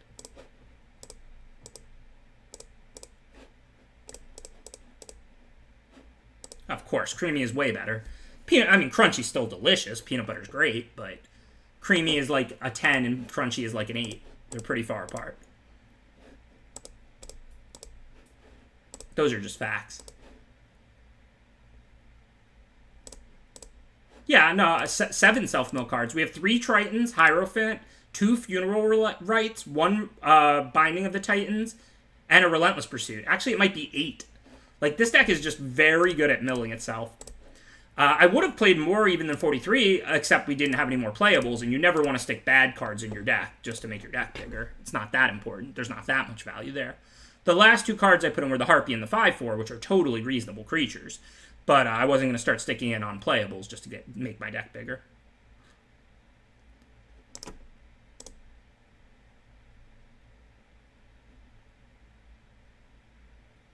Well said, Cam. Well said.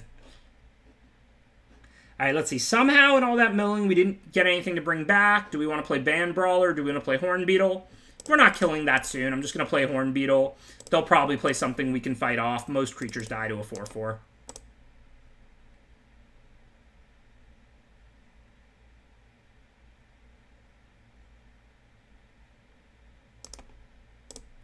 It's not that it helps with consistency. It makes the consistency worse when you go above 40. It's that it means that you have more resources to work with. You have more turns to close after you mill yourself a bunch. You have an extra trade and bring back of an escape creature while you're trying to grind through your opponent's resources.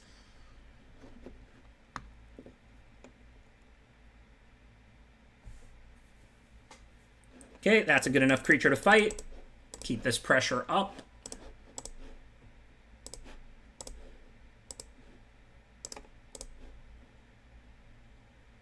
Yes, the order was probably wrong there. But we're at 24. I wasn't really thinking about my life total. But of course, if you have Triton and Grove Dancer, you should always play the Grove Dancer first. Alright, so speaking of order, first let's Funeral Rite, see if we get anything that changes our plays. We have a Mogi's Favor. So for this turn, we could Pursuit, but we're not going to be able to cast what we get off it anyway. We could Caryatid, or we can Mogi's Favor. It's substantially better for them to trade with the Band Brawler right now than the Charger. Charger comes back from the dead. We have a huge graveyard. So I think Mogi's Favor on the Charger looks pretty good. This means they're taking an extra 2 damage now if they don't block that one. And if they do block that one, then we can bring it back from the graveyard. And if they kill it even with like a red shock effect or something, I'm not like mad about that because then I can just bring it back as a 5/5.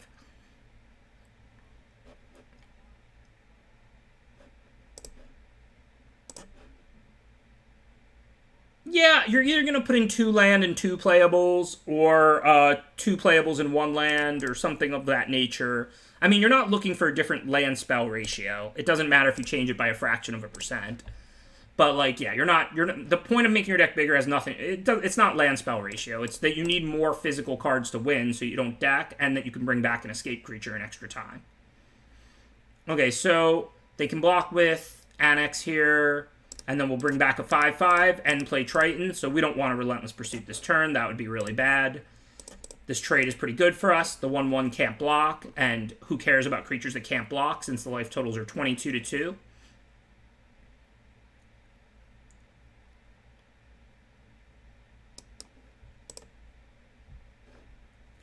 So let's just let this trade happen.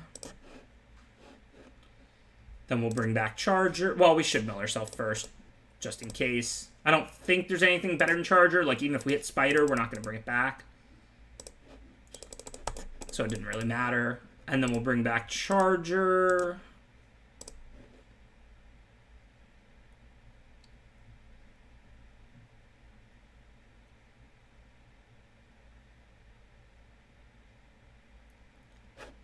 All right, so an anticlimactic round 3 after a really good round 2. Sorry we lost a very winnable game 2 in round 2. Like I said, I'm not sure that I made any plays that game that weren't right. I mean, when I cast the Nylea's intervention for the 2-for-1 to get pretty far ahead, we didn't see Dream Trawler in game 1. We saw Pegasus, and I wasn't scared at all of the Pegasus at that point. There's a million different ways with better information I play that game to win, and maybe we had enough better options that I shouldn't even have done the intervention when I did. I'm not sure. I'm going to go back and watch that game again because it was an awesome game. Like I said, I'm pretty confident on the 7/7, the turn I did that, but in the end, they had a ton of resources, and we couldn't outlast what they did. Thanks, everybody who tuned in for my first stream back after taking last week off due to being sick.